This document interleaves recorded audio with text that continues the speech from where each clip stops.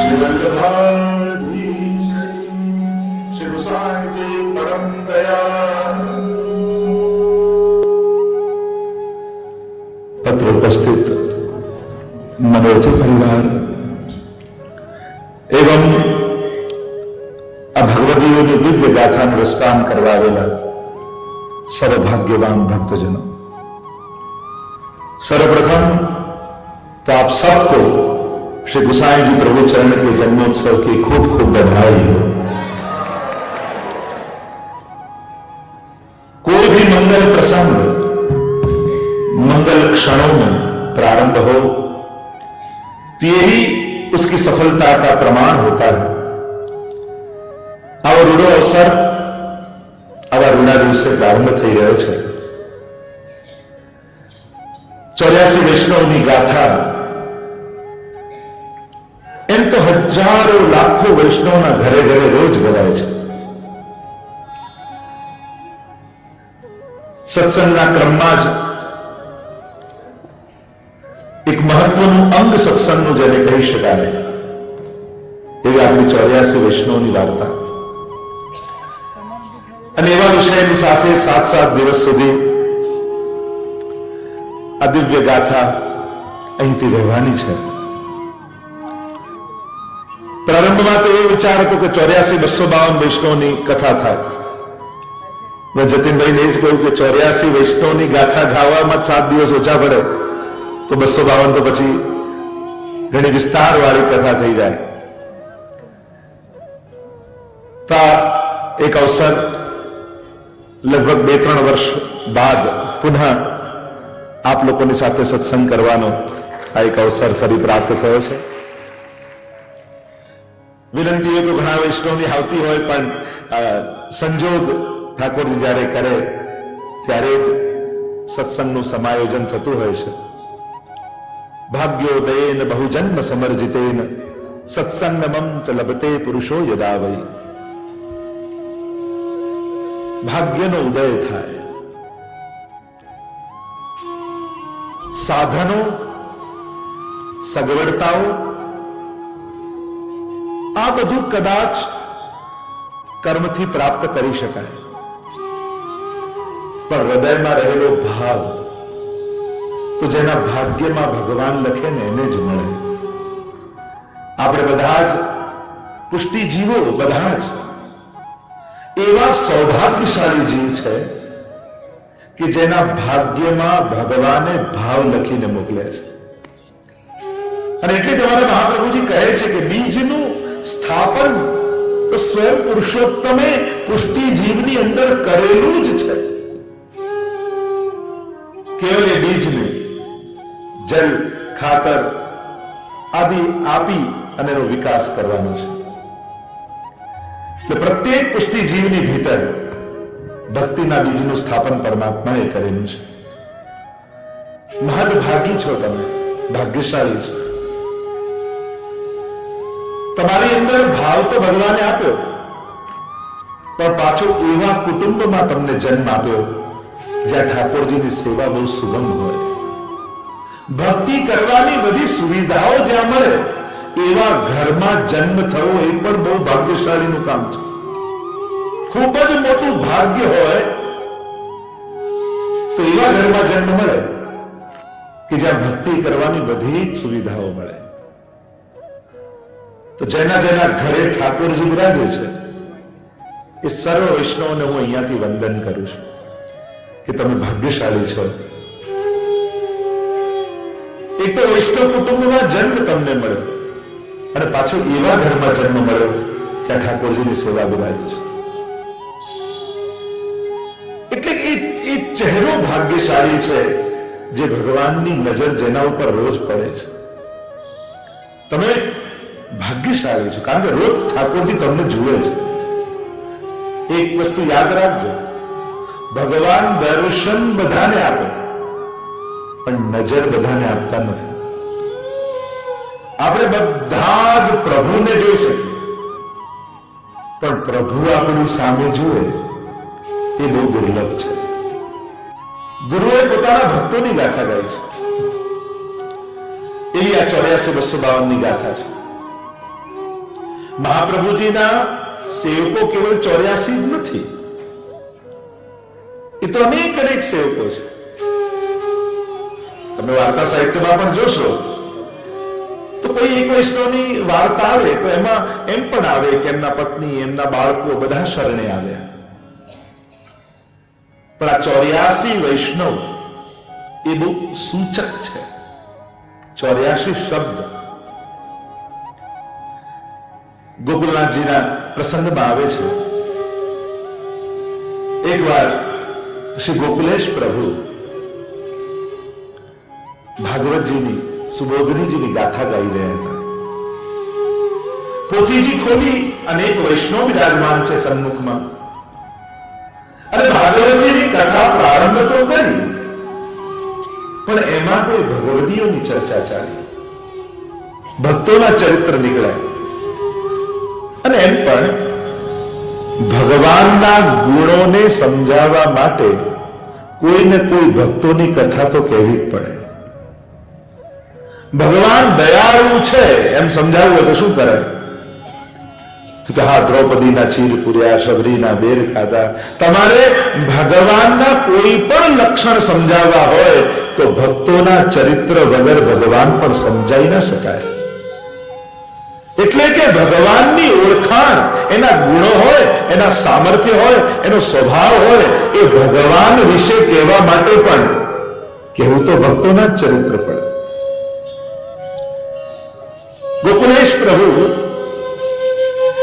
કથા કહેતા કહેતા કોઈ ભક્તોના ચરિત્ર ગાવા લાગ્યા, અને એમાં એવા મશગુલ થઈ ગયા કે ગાતા ગાતા આખો સમય ભગવદીઓના ચરિત્રમાં જ પૂરો થઈ ગયો.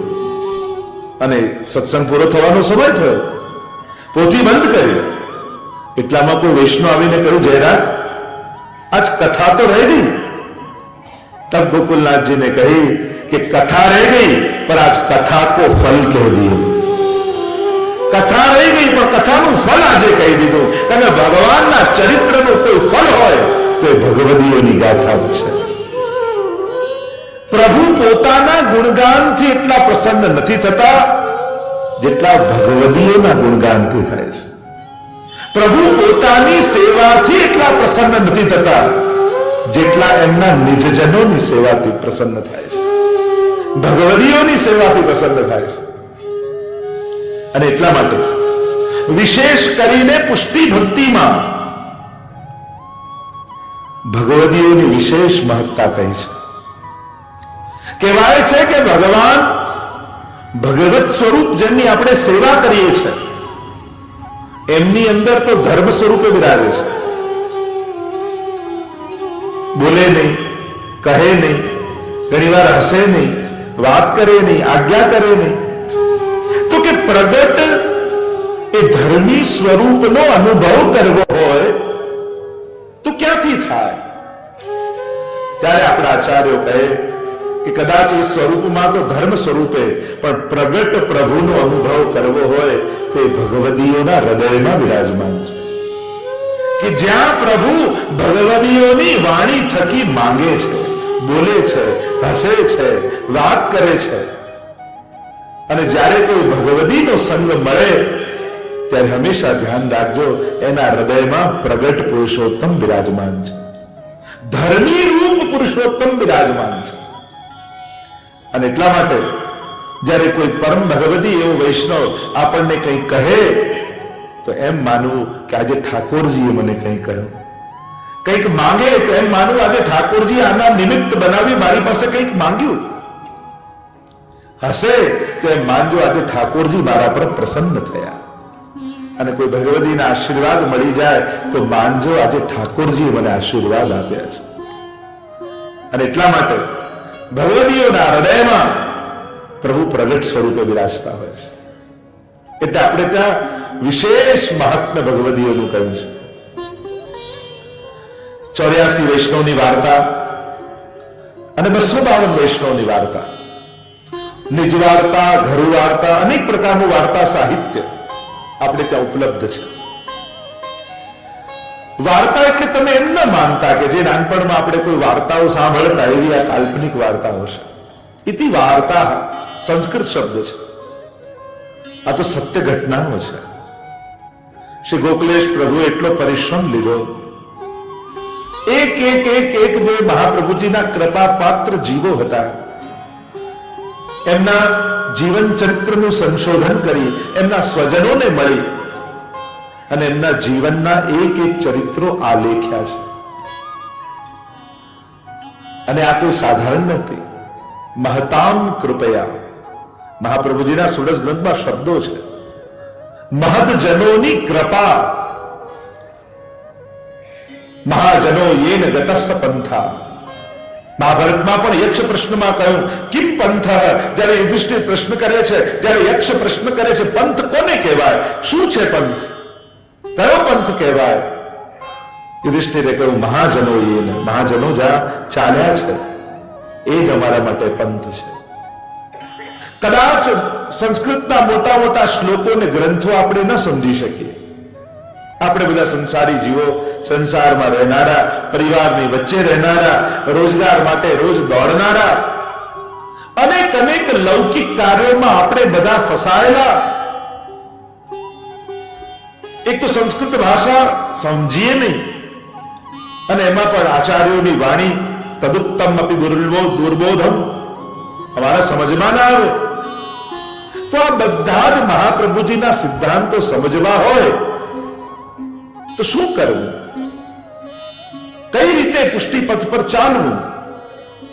તો કદાચ કોઈ શ્લોકો યાદ રહે ને તો વાંધો નહીં, ન રહે તો વાંધો નહીં, પણ કોઈ એક ભગવદીનું ચરિત્ર યાદ રહી જાય ને, અને બસ એમણે જીવનમાં અપનાવેલા સિદ્ધાંતોને એમની પાછળ પાછળ આપણા પણ પગ ભંડારો થવા લાગે, આપણે પણ એ રસ્તે ચાલવા લાગીએ, તો ચોક્કસ એ નિકુંજ નાયક શ્રીનાથજી સુધી આપણી પણ પ્રાપ્તિ થશે. એવું આ ભગવદીયના દિવ્ય ચરિત્રો છે. નારદજીના શબ્દોમાં કહું તો મહત સંગસ્ત દુર્લભો અગમ્ય અમોઘશ્ચ. આ મહાન ભગવદીયોના ચરિત્ર કેવા છે, એમનો સંગ કેવો છે? મહત સંગસ્ત દુર્લભો. સૌથી પહેલા તો આવા ભગવદીઓ મળવા દુર્લભ છે. ગીતાજીમાં પણ ભગવાન કહે કે કોઈ કરોડોમાં એક આવો મારો ભગવદી થાય. મળી જાય તો એમનો સંગ દુર્લભ છે.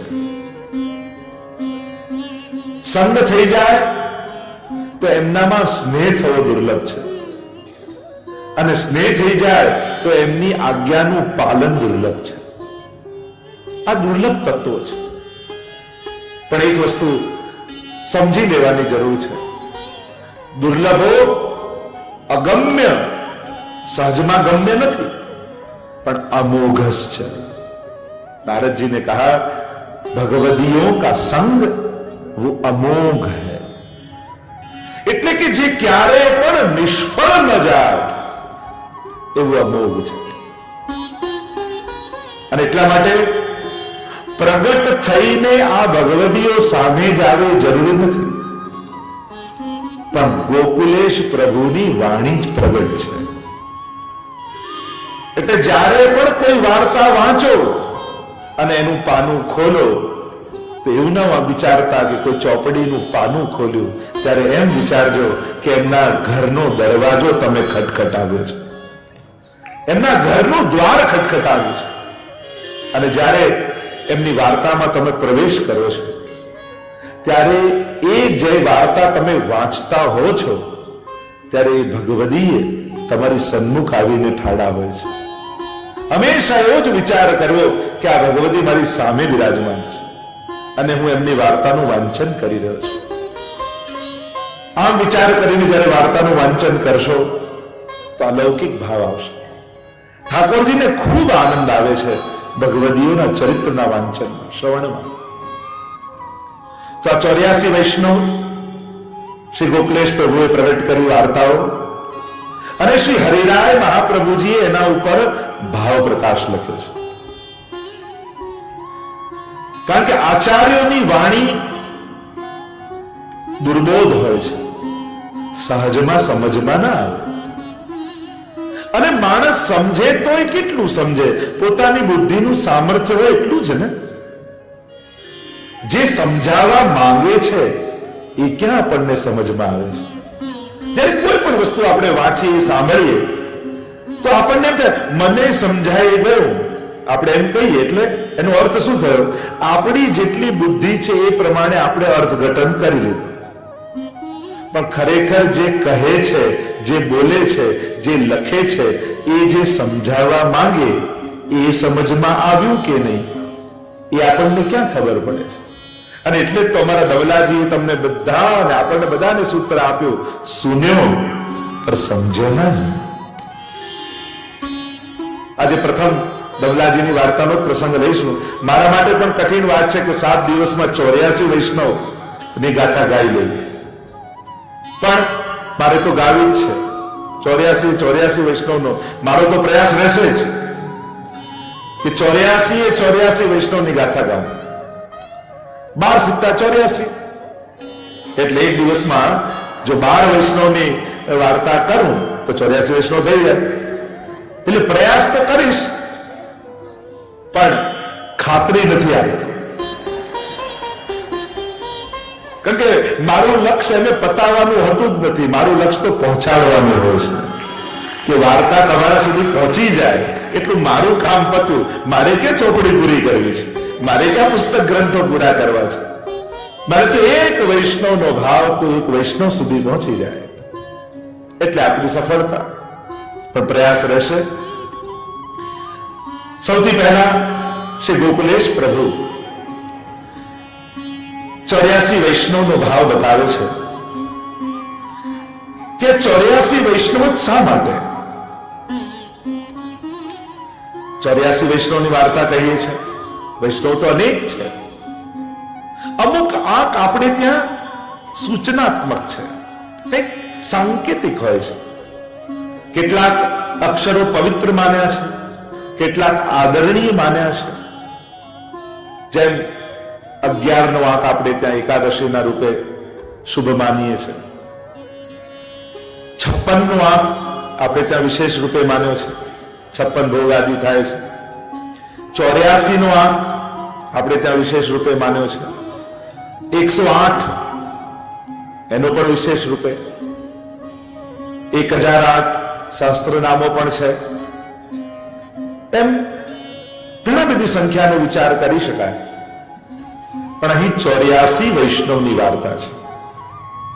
84 કોષ છે. 84 સ્તંભનો મનોરથ કરતા હોય છે. 84 લક્ષ યોનિઓ છે. 84 ઉપર પણ ઘણી બધી ચર્ચા કરી શકાય છે.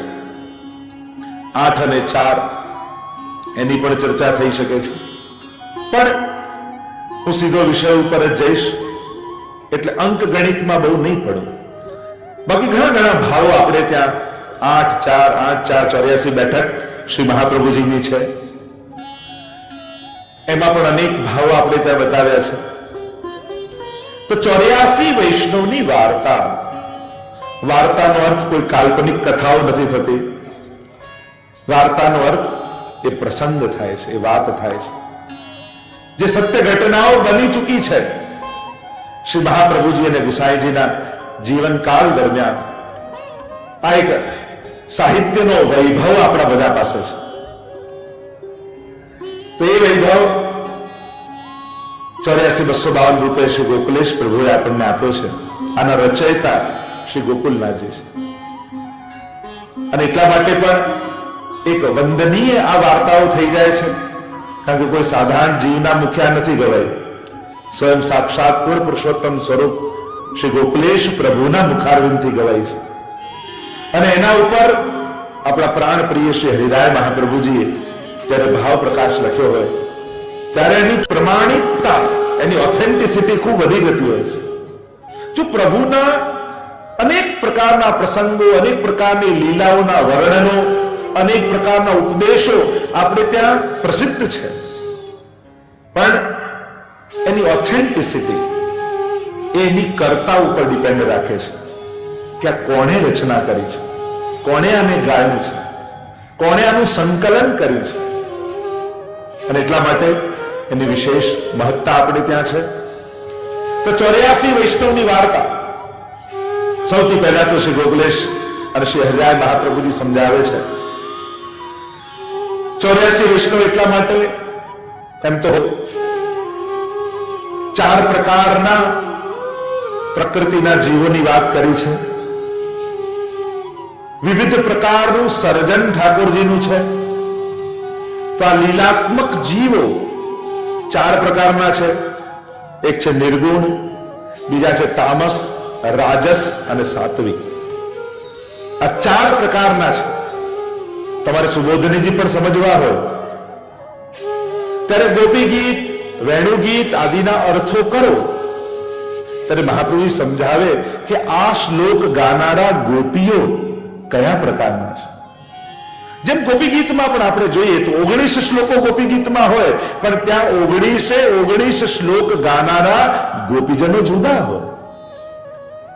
રાસમાં પણ અનેક પ્રકારના ગોપીજનોની વાત શ્રી મહાપ્રભુજી કરે. આ તામસ ગોપી, આ રાજસ ગોપી, આ સાત્વિક ગોપી, આ તામસ ગોપી, આ તામસ રાજસ ગોપી, આ તામસ સાત્વિક ગોપી, આ રાજસ ગોપી, આ રાજસ તામસ ગોપી, આ રાજસ સાત્વિક ગોપી.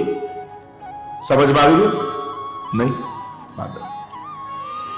અનેક પ્રકારના ભગવદી જીવો છે અને આ સર્વ ગોપીજનો ઠાકોરજીની જ આનંદાંશ સૃષ્ટિનો વિસ્તાર છે. કારણ શ્રી ઠાકોરજીના મુખારવિંદમાંથી સ્વામીજીના મુખારવિંદમાંથી ચંદ્રાવલીજી, ચંદ્રાવલીજીના મુખારવિંદમાંથી લલિતાજી, આમ આ જ પ્રકારે આખી લીલાત્મક સૃષ્ટિનું સર્જન થાય છે. એકોહમ બહુશ્યામ પ્રજાએય, જે વેદની વાત છે, એકમાંથી અનેક પ્રભુ થાય છે. તો આ સમગ્ર જે લીલા પરિકર છે એનું સર્જન સ્વયં પ્રભુના આનંદાંશનો વિસ્તાર છે.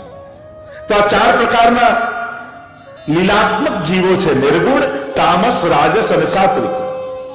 અને 84 લાખ યોનિમાં જીવ ભમે છે. તો આ 4 પ્રકારના જીવો જ્યારે લીલામાંથી વિખૂટા પડ્યા અને અનેક પ્રકારની યોનિમાં ગયા, કેવલ મનુષ્યની જ હોય એવું જરૂરી નથી. તમે 252 આદિમાં જોશો તો કબૂતરની પણ વાર્તા આવશે. અનેક પ્રકારના જીવોની. જે જીવ જાતિ હોય કોઈ રે, તેને તત્ક્ષણ સર્વે સુખ હોય રે. જેને શ્રી વિઠ્ઠલનાથ વિચારે રે, તેને પ્રગટ પદાર્થ ચારે રે. વલ્લભાખ્યાનમાં મારા ગોપાલદાસજી કહે છે અનેક પ્રકારમાં જીવ ગયા. તો આ 4 પ્રકારના જીવોનો ઉદ્ધાર શ્રી મહાપ્રભુજી અને ગુસાઈજીએ કરી અને એમનો લીલામાં ફરી ગ્રહણ કર્યું છે.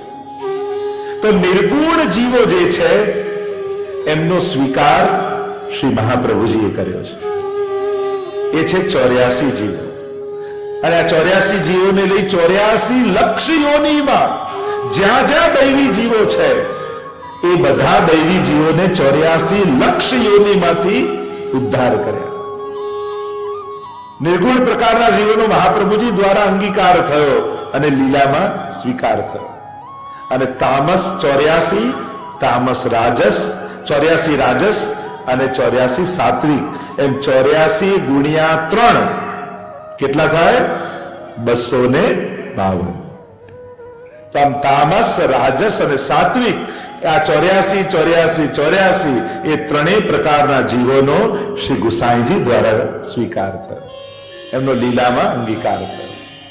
અને એટલા માટે 84 વૈષ્ણવની વાર્તા. બીજો એક ભાવ એ બતાવ્યો રસશાસ્ત્રમાં 84 પ્રકારના રસાત્મક લીલાઓ કહી છે. અને એ 84 પ્રકારની રસાત્મક લીલાઓ દ્વારા શ્રી મહાપ્રભુજી એ જીવોને ઠાકોરજીની લીલામાં સ્વીકૃત કર્યા છે, જે આ લીલાથી વિખૂટા પડેલા જીવો હતા. અને એટલા માટે 84 પ્રકાર, 84 વૈષ્ણવ. ત્રીજો ભાવ એ બતાવ્યો દ્વાદશાંગો હિ પુરુષાહ. વેદમાં ઠાકોરજીના 12 અંગ કહ્યા છે. દ્વાદશાંગ, જેમ ભાગવતજીના 12 સ્કંદ છે, શ્રીનાથજી બાવાના 12 અંગ છે, એમ શ્રી મહાપ્રભુજીના પણ 12 અંગ છે. દ્વાદશ અંગ સ્વયં પુરુષોત્તમ સ્વરૂપ છે, અને 12 અંગ શ્રી મહાપ્રભુજીના. અને જે ધર્મો ઠાકોરજીમાં બિરાજે છે એ સમસ્ત ધર્મો શ્રી મહાપ્રભુજીમાં પણ બિરાજે છે. અને એટલા માટે જ સપ્તશ્લોકીમાં શ્રી ગુસાઈજી વર્ણન કર્યું છે કે મહાપ્રભુજીમાં ઐશ્વર્ય, વીર્ય, યશ, શ્રી, જ્ઞાન અને વૈરાગ્ય. જે પ્રભુમાં 6 ધર્મો છે એ 6 ધર્મો શ્રી મહાપ્રભુજીમાં છે, અને પાછું ધર્મી સ્વરૂપ પ્રભુ પણ છે, જે આ 6 ને ધારણ કરી રાખે છે.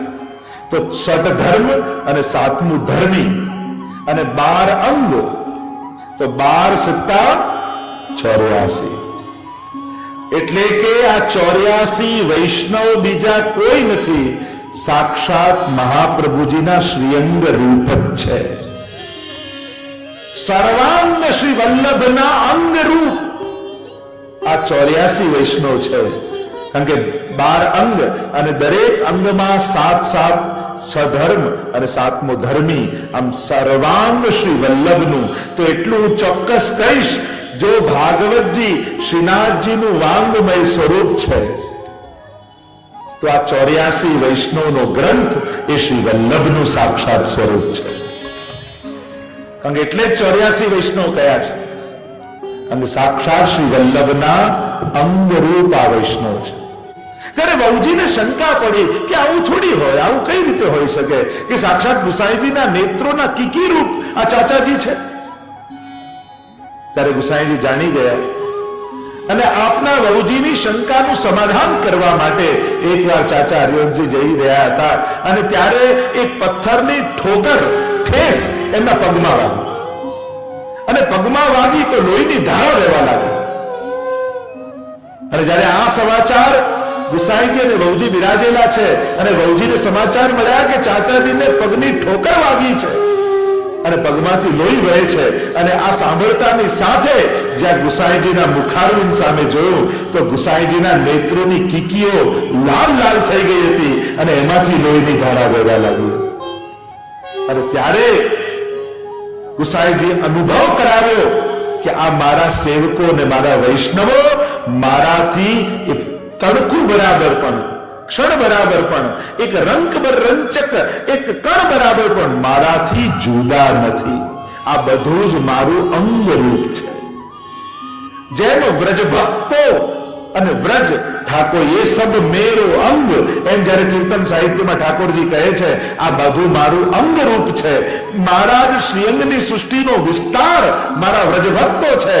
તો આમ 84 અને 252 વૈષ્ણવ, 84 વૈષ્ણવ એ શ્રી વલ્લભના અંગરૂપ, અને 252 વૈષ્ણવ એ શ્રી ગુસાઈજીના અંગરૂપ છે. અને એટલા માટે એ બંનેમાં ક્યારે પણ ભેદ જાણવો નહીં.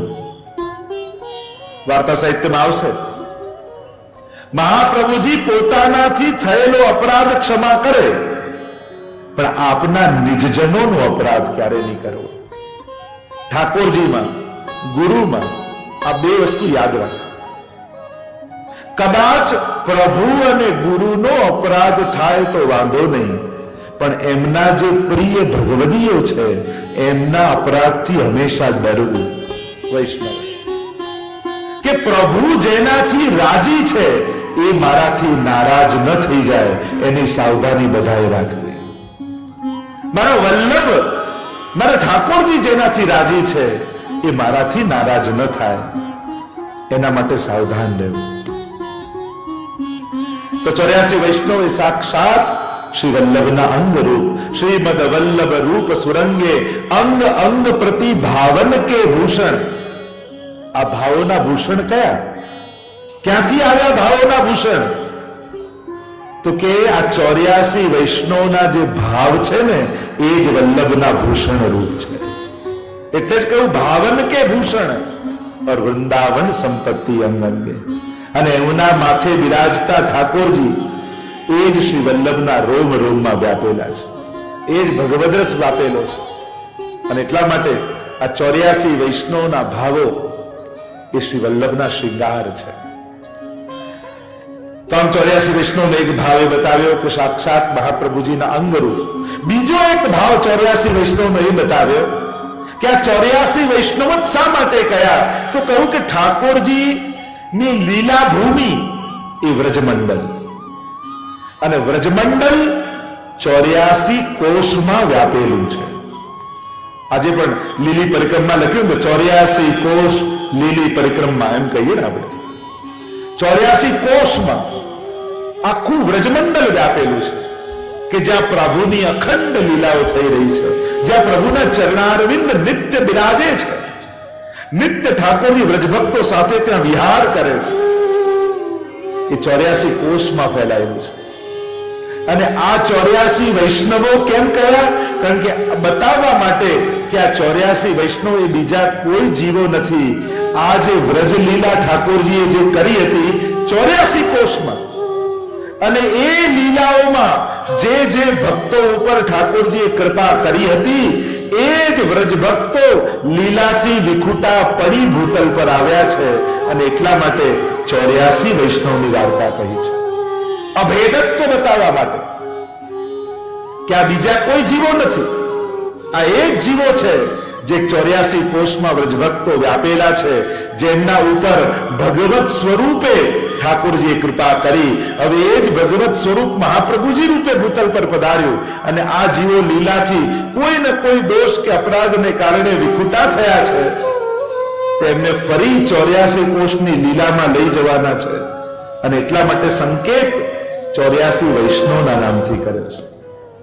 તો આમ અનેક અનેક ભાવો 84 વૈષ્ણવના બતાવ્યા. બીજા ઘણા ભાવાત્મક અર્થો પણ બતાવ્યા છે કે આ 84 વૈષ્ણવ છે કોણ. અનેક પ્રકારના સુંદર સુંદર ભાવો આપણા ભગવદીઓ આચાર્યોએ કર્યા છે. તો આમ એટલા માટે 84 વૈષ્ણવ, કારણ કે 84 કોષની લીલામાંથી વિખુટા પડેલા.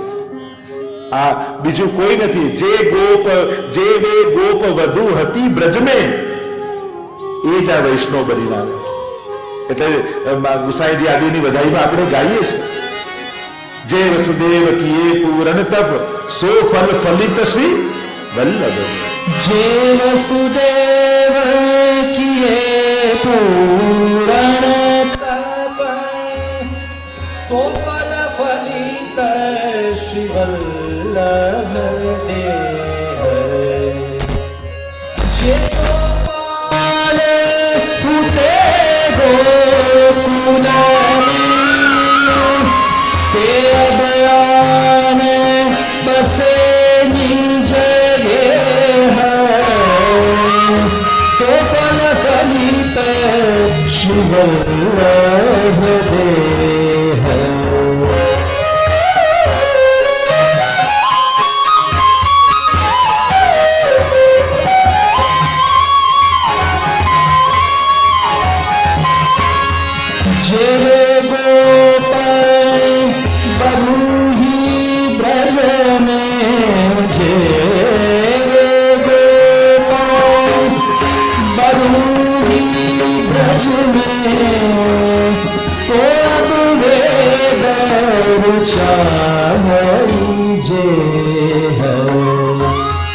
चित स्वामी गिरिधारण श्री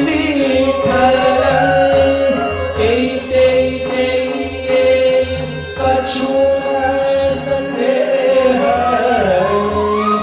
सोफल फलित श्री वल्लभ देह. એ વેદની રુચાઓ ભગવાન વિશે ગુણગાન ખૂબ કર્યા, પણ જ્યારે આનંદને ન પામી શક્યા ત્યારે ગોપીજનો બનીને આવ્યા. અને એ જ લીલાના સર્વ ગોપીજનો આ 84 વૈષ્ણવ રૂપે પ્રાપ્ત થયા છે, જે નિર્ગુણ ગોપીજનો છે. અને એટલા માટે 84 કોષમાં વ્યાપેલી પ્રભુની આ પ્રત્યેક લીલાઓમાં જે જે વ્રજભક્તોએ આનંદ લીધો છે, એ જ વ્રજભક્તો 84 વૈષ્ણવ રૂપે ભૂતલ પર પધાર્યા છે. તો આમ 84 ના અનેક ભાવ બતાવ્યા. આગળ 84 વૈષ્ણવની વાર્તાનો પ્રારંભ શ્રી ગોકુલેશ પ્રભુ કરે છે. અને પ્રથમ વાર્તા શ્રી દામોદરદાસ હરસાણીજીની પ્રારંભ કરે છે. આ સર્વ વૈષ્ણવોના સ્વરૂપાત્મક છે. પ્રથમ વૈષ્ણવ દમલાજી. 84 વૈષ્ણવની વાર્તામાં તો પૂર્વજન્મનો યા પૂર્વ જીવનનો બહુ વિસ્તાર નથી. આપણે ત્યાં 3 જન્મની વાર્તા કહેવામાં આવે છે. 84 વૈષ્ણવ નીચે જુઓ તો 3 જન્મ કી વાર્તા. 3 જન્મ કયા? તો કે પહેલા લીલામાં આ જે સખી સ્વરૂપે હતા એનો પહેલો જન્મ. લીલામાં કોઈને કોઈ અપરાધ યા ભગવદ ઈચ્છાથી એ જીવ ભૂતલ પર આવ્યો અને મા બાપને ત્યાં એમનો જન્મ થયો. એમનો બીજો જન્મ. અને ત્રીજું, આ જીવો જ્યારે મહાપ્રભુજી અને ગોસાઈજીના શરણે આવ્યા અને આપણે ત્યાં બ્રહ્મ સંબંધ પણ એક નવો જન્મ માનવામાં આવે છે. 252 વૈષ્ણવની વાર્તામાં તો આવે છે, પરીક્ષા કરી કે આ નવો જન્મ થાય છે કે નહીં. તો નવો જન્મ થાય છે કે નહીં? અને ત્યારે પરીક્ષા કરી અને ધન ગીરવે મૂક્યું કે મેં આ જન્મમાં તમારી પાસે નથી લીધું, સાબિત કરીને બતાવ્યું અને પ્રમાણિત કર્યું કે બ્રહ્મ સંબંધ એ નવો જન્મ છે. તો આમ 3 જન્મની વાર્તા આપણે ત્યાં માનવામાં આવે છે. 84 વૈષ્ણવની વાર્તામાં લીલામાં એમનું શું સ્વરૂપ છે એની ચર્ચા પહેલા કરવામાં આવે. કારણ લીલામાં જે સેવામાં એમની રુચિ છે યા જે પ્રકારની પ્રકૃતિ છે એ પ્રકારની ભાવના લઈને ભૂતલ પર આવે છે. અને જેમના દ્વારા એમને શ્રાપ લાગ્યો હોય એમના હાથે ફરી એમનો લીલામાં સ્વીકાર થાય છે. દમલાજીની વાર્તામાં જો પ્રવેશ કરીએ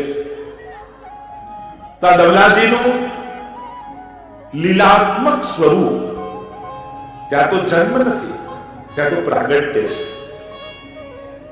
લીલામાં જ્યારે પ્રગટે છે આ સર્વ ગોપીજનો ભગવદ ઈચ્છા યા સ્વામીજીની ઈચ્છાથી એ લોકો એ જ પ્રકારે એમનું પ્રાગટ્ય છે.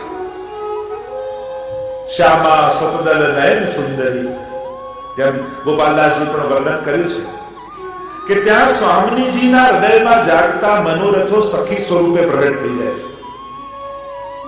અને જે ભાવના પ્રગટ થઈ હોય એ જ ભાવના, કારણ કે ત્યાં બધું સ્વરૂપાત્મક છે એટલે સખીનું સ્વરૂપ ધારણ કરીને એ જ સમય તત્કાળ પ્રગટ થઈ જાય ઠાકોરજી અને સ્વામીજીને સુખ આપવા માટે.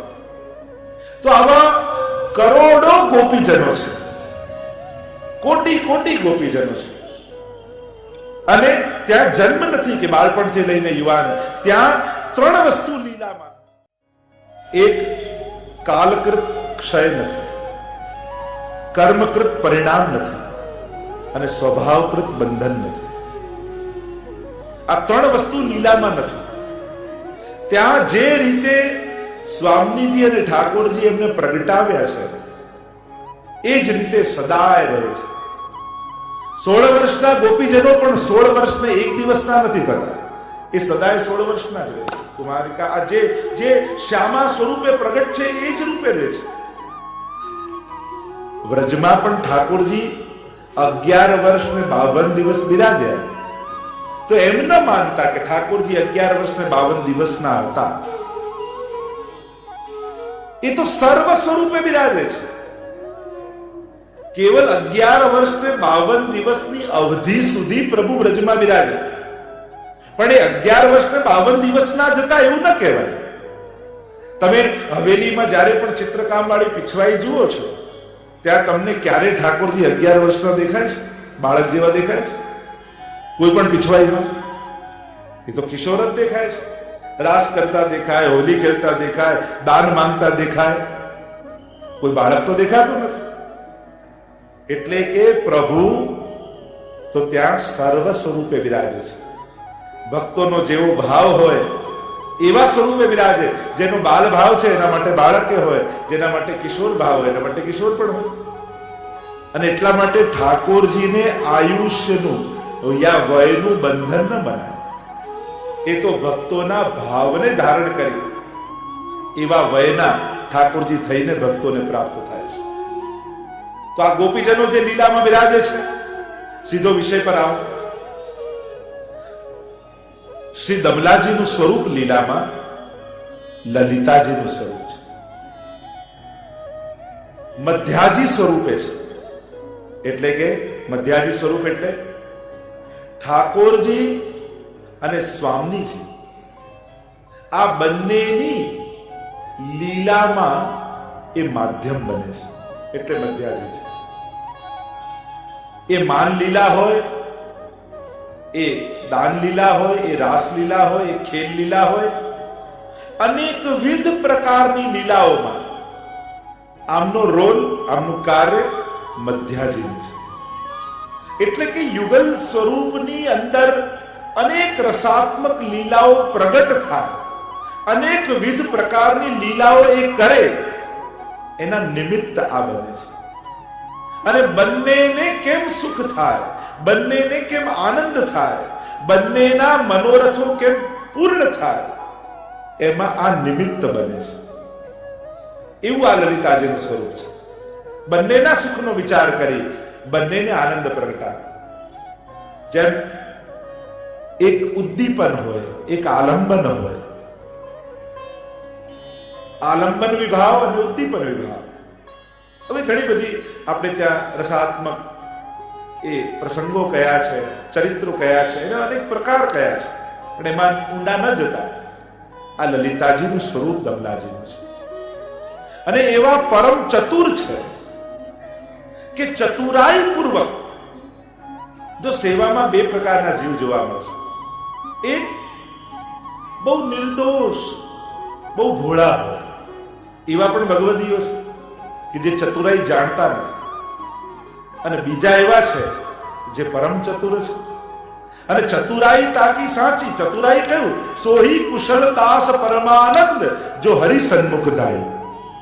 કુશળતા અને ચતુરાઈ એટલે આ સંસારમાં આપણે જેને ચતુરાઈ માનીએ છીએ એ તો પતનની સૌથી મોટી મૂર્ખતાઓ હોય છે.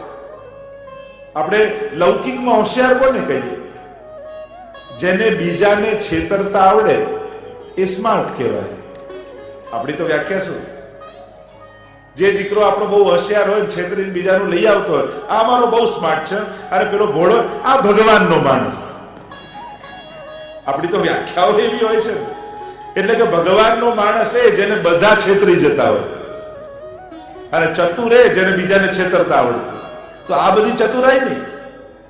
ભક્તિ માર્ગમાં ચતુરાઈ એ કે જે ઓછા સાધનોમાં પણ પ્રભુને અધિક સુખ આપી શકે, એ ચતુર.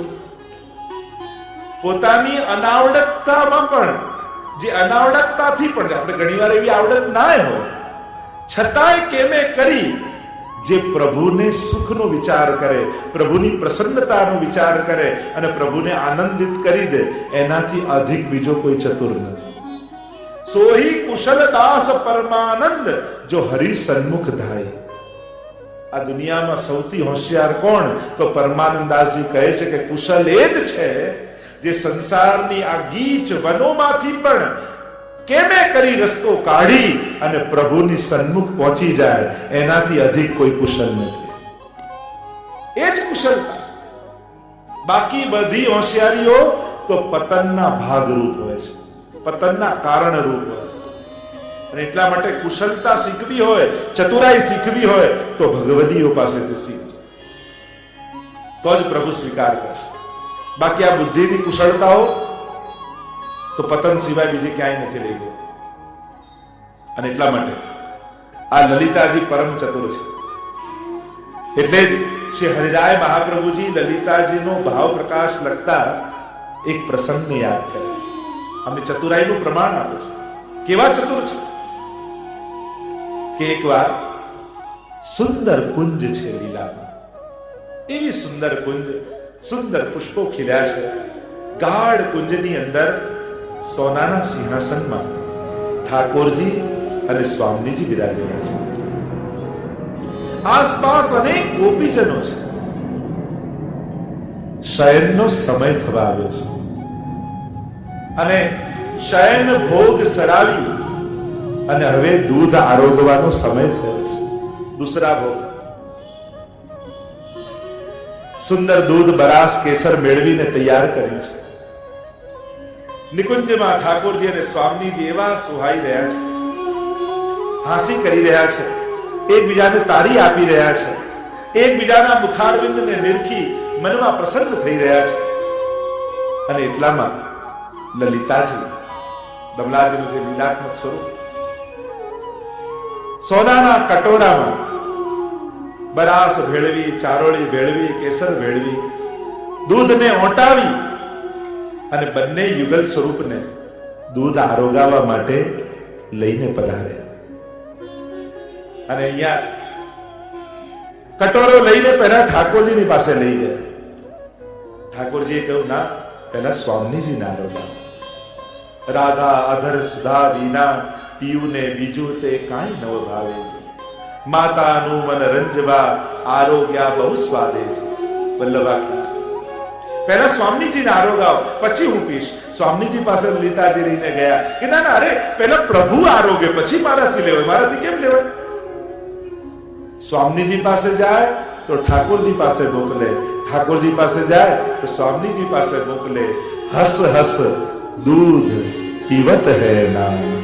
दूध पीवत नाथ हस हस दूध पीवत नाथ दूध पीवत नाथ हस हस दूध पीवत नाथ मधुर कोमल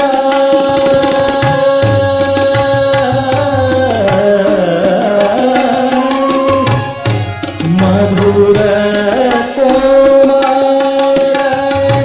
बचन कही कही मधुर कोमल बचन कही कही प्राण प्यारी साथ हस हस दूध पीवत नाथ. લલિતાજી કટોરો લઈને ઠાકોરજી પાસે જાય ને ઠાકોરજી મોકલે પેલા સ્વામીજીને આરોગા. સ્વામી પાસે જાય તો સ્વામીજી કહે પેલા પ્રભુને આરોગા. ચતુર છે ને લલિતાજી. મનમાં વિચાર કરે કે આમ જ કરતી રહીશ તો દૂધ તો સાવ ઠંડુ થઈ જશે અને પ્રભુ અને સ્વામીજી ભૂખ્યા રહેશે. શું કરવું, શું કરવું જોઈએ? મનમાં વિચાર થયો કે જો આ કટોરો હું ઠાકોરજીના હાથમાં આપું, કારણ કે જેના હાથમાં આપીશ એ પહેલા આરોગાવશે સામેવાળા. કારણ કે જો સ્વામીજીના હાથમાં આપીશ તો ઠાકોરજીને, ઠાકોરજીના હાથમાં આપીશ તો સ્વામીજીને. અને પ્રભુનો એવો નિયમ છે કે રાધા અધર સુધા વિના પીયુને બીજું કાંઈ ન ભાવે. જ્યાં સુધી સ્વામીજીનું આ દૂધ અધરામૃત નહીં થાય ત્યાં સુધી ઠાકોરજી આરોગવાના નથી. અને સ્વામીજીને જો પહેલા આરોગે તો સ્વામીજીના હૃદયમાં તો ઠાકોરજીનો અખંડ વાસ. એટલે એવી કઈ યુક્તિ કરું કે પહેલા સ્વામીજી આરોગે અને સ્વામીજી આરોગે તો ઠાકોરજી આપમેળે તૃપ્ત થઈ જશે.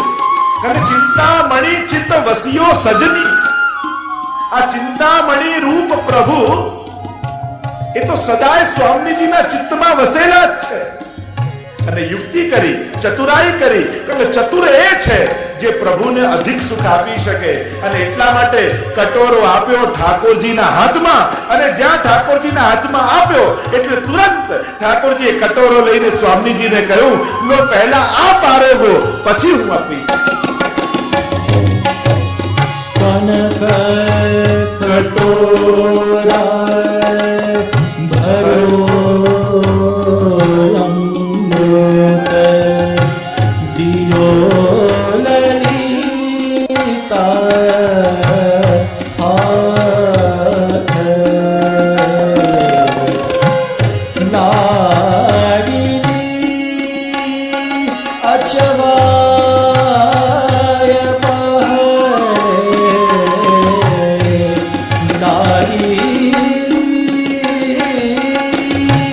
અચવાય પહરે પાછે આપ અઘાત હસ હસ દૂધ પીવત નાથ. લાડલી અચવાય પહેલે પાછે આ પથાર.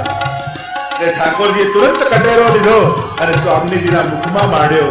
સ્વામીજી અધરામણ કરીને આપ્યું અને હવે પાછે આ પધાર. હવે ઠાકોરજી પાન કરી દો.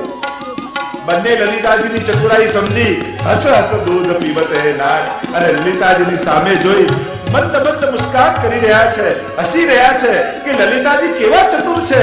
આપણા બંનેના મનમાં શું છે એ લલિતાજી જાણે છે. અને એટલા માટે દમલાજી એવા જ છે કે શ્રીનાથજી અને મહાપ્રભુજી બંનેના મનની જે જાણે એ જ દમલા છે. અને એટલા માટે જ મહાપ્રભુજી કહે, દમલા ये मार्ग तेरे लिए प्रकट कियो. श्याम श्याम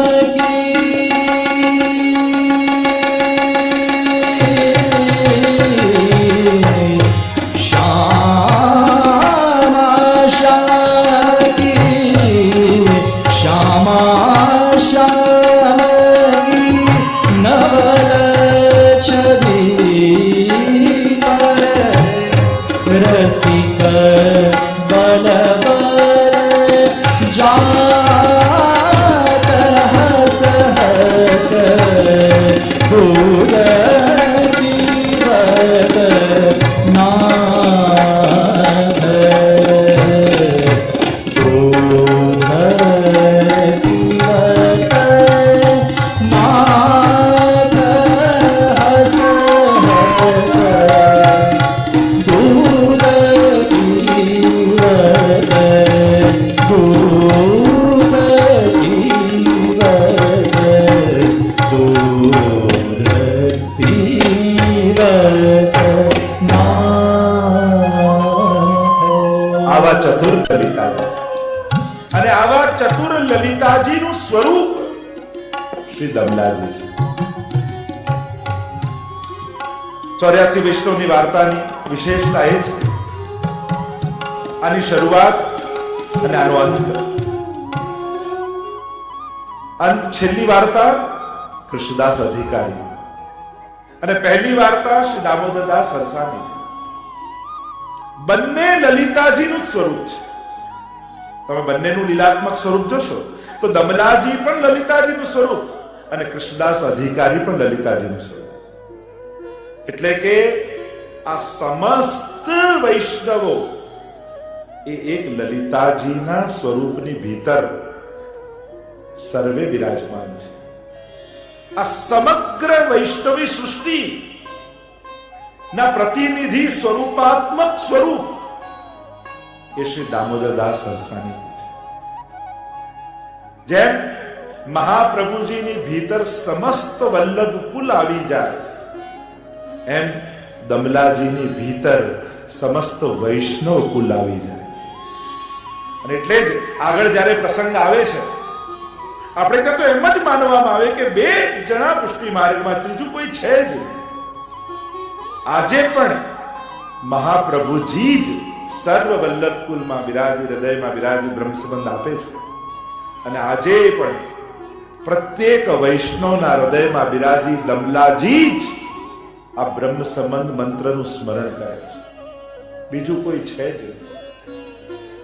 જેમ બિંદુ સૃષ્ટિ એ શ્રી વલ્લભપુર અને એના પ્રતીક શ્રી મહાપ્રભુજી, એમ જ આ નાદ સૃષ્ટિ અને એનું સ્વરૂપાત્મક સ્વરૂપ એ શ્રી દમલાજી છે. અને એટલે જ વાર્તામાં દમલાજીના પ્રસંગમાં આવશે કે જ્યારે શ્રાદ્ધ ગુસાઈજીએ કરાવ્યું દમલાજીના પિતાનું, દામોદરદાસજીના પિતાનું, અને ત્યારે ભાવપ્રકાશમાં પ્રશ્ન કર્યો કે આ તો દામોદરદાસ સરસાનીજીના પિતાનો ઉદ્ધાર ગુસાઈજીએ કર્યો, પણ પછી જે બ્રહ્મ સંબંધ લેશે અને આટલા બધા વૈષ્ણવો છે એમના પૂર્વજોનો ઉદ્ધાર કેમ થશે? અને ત્યારે ભાવપ્રકાશ સમજાવતા કહ્યું કે આ દમલાજી છે ને એ સમસ્ત વૈષ્ણવોના પ્રતિનિધિ રૂપ છે. એટલે ગુસાઈજીએ કેવલ દમલાજીના પિતાનો ઉદ્ધાર નથી કર્યો, પણ આજ પછી જે પણ વૈષ્ણવ શરણે આવશે, જેટલા બ્રહ્મ સંબંધી જીવ છે એ બધાનો દમલાજીના પિતાનો ઉદ્ધાર કરી સમસ્ત વૈષ્ણવના પૂર્વજોનો ઉદ્ધાર ગુસાઈજીએ કરી દીધો છે. કેવલ એમનું શ્રાદ્ધ કરાવ્યું. આમ દમલાજી એ સમસ્ત વૈષ્ણવના પ્રતિનિધિ રૂપ છે. એવું સ્વરૂપ દમલાજીનું છે.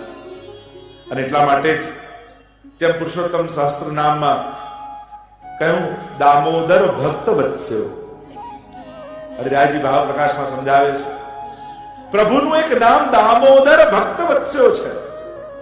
એટલે કે ભક્તોના ભાવને વશ થઈ પ્રભુ દામ સાથે બંધાયા. દામોદર લીલા આવે છે.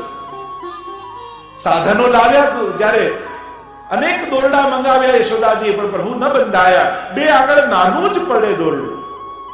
અને જ્યારે નિસાધન થઈ ગયા જ્યારે યશોદાજી, ત્યારે ભક્તોના ભાવને વશ થઈ અને ઠાકોરજી ઉદર સાથે દામ જોડે બંધાયા, દોરડામાં બંધાયા. આ નામ છે. અને એટલા માટે અહીંયા પણ દમલાજીનું નામ શું છે? દામોદર દાસ. જેના ઉદરમાં દામ છે એ દામોદર, દામ ઉદર. એમ પ્રેમના ડોરથી દમલાજીને વશ શ્રી મહાપ્રભુજી છે, શ્રી ઠાકોરજી છે. એમ વલ્લભ જેને વશ છે, કારણ કે પ્રભુ શ્રી વલ્લભને વશ છે, અને વલ્લભ જેને વશ છે એ છે દમલા. કારણ કે નામ જ દામોદર છે. અને એટલા માટે ભાવપ્રકાશમાં સમજાવ્યું દમલા સો અમલા. તો કહ્યું કે અમલ ના કહેતા અમલા કેમ કહ્યું? દામોદરદાસજીનું નામ ભાવપ્રકાશમાં હરિરાયજી કે દમલા સો અમલા. તો કહ્યું કે કેવલ જે વલ્લભનું નામ લે એ પણ અમલ બની જાય. અમલ એટલે જેનામાં કોઈ મલ ન હોય. પછી દમલાજી તો સદાય મહાપ્રભુજીના સાનિધ્યમાં રહ્યા છે, તો પછી એને દમલા શું અમલા કહેવાની કેમ જરૂર પડી? ત્યારે સમજાવ્યું કેવલ અમલ નહીં પણ અમલા. કારણ પ્રભુ જેને વશ થયા એ તો અમલ થાય, પણ અમલા કહ્યા કેમ? કારણ પ્રભુ કરતા પણ જેને શ્રી વલ્લભમાં અધિક પ્રીતિ છે એ જ અમલા છે. જેને પ્રભુમાં પ્રીતિ એ અમલ, પણ પ્રભુ કરતા પણ. જો સુરદાસજી અને દમલાજીનો આ ફરક. સૂર કહા કહે, એમ તો સરખામણી કોઈ ભગવદીની થઈ જ ન શકે, પણ એક તુલનાત્મક ભાવના કરીએ તો ત્રણ પ્રકારના જીવો તમને જોવા મળશે. એક જે પ્રભુને અધિક કરીને જાણે છે, મહાપ્રભુજી કરતા પણ પ્રભુને અધિક કરીને જાણે, એવી વાર્તા પ્રસંગમાં આવે છે. તમે જોશો વાર્તા પ્રસંગનું અધ્યયન કરો તો ઠાકોરજીના સુખનો વિચાર કર્યો એવા વૈષ્ણવ પણ છે. બીજા એક એવા છે જે પ્રભુ અને મહાપ્રભુને એક કરીને જાણે છે. સૂર કહા કહે દ્વિવિધ આંધરો बिना मोल को चेहरो. मैं तो न्यारो देखतो तो न्यारो गातो. સુદાસજીના વાર્તા પ્રસંગમાં આવ્યું કે 1.25 લાખ પદ રચ્યા, અને ત્યારે કહ્યું, આપણે જ્યારે પ્રસંગ જોઈશું સુદાસજીનું, કહ્યું કે તમે મહાપ્રભુજીનું પદ ન ગાય. ત્યારે કહ્યું કે ન્યારો દેખતો તો ન્યારો ગાતો. ઠાકોરજી અને મહાપ્રભુજીમાં ભેદ જોયા હોત તો બે નામ જુદા કરીને ગાયા હોત. મેં તો મહાપ્રભુજીના જ પદ ગાયા છે, નામ કેવલ ઠાકોરજીનું ધર્યું છે. બે બંનેમાં ક્યારે ભેદ જાણ્યો જ નથી.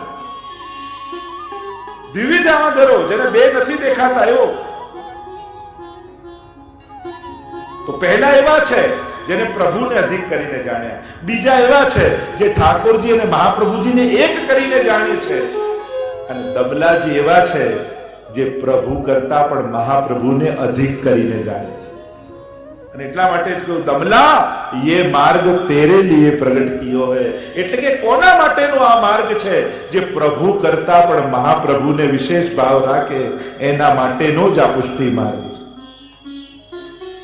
અને એટલા માટે જ કહ્યું, જ્યારે પ્રશ્ન કર્યો કે જગન્નાથજી કરતા પણ હું અધિક કરીને જાણું છું, એમને એક કરીને જાણું છું એમ નથી કહ્યું દમલાજીએ.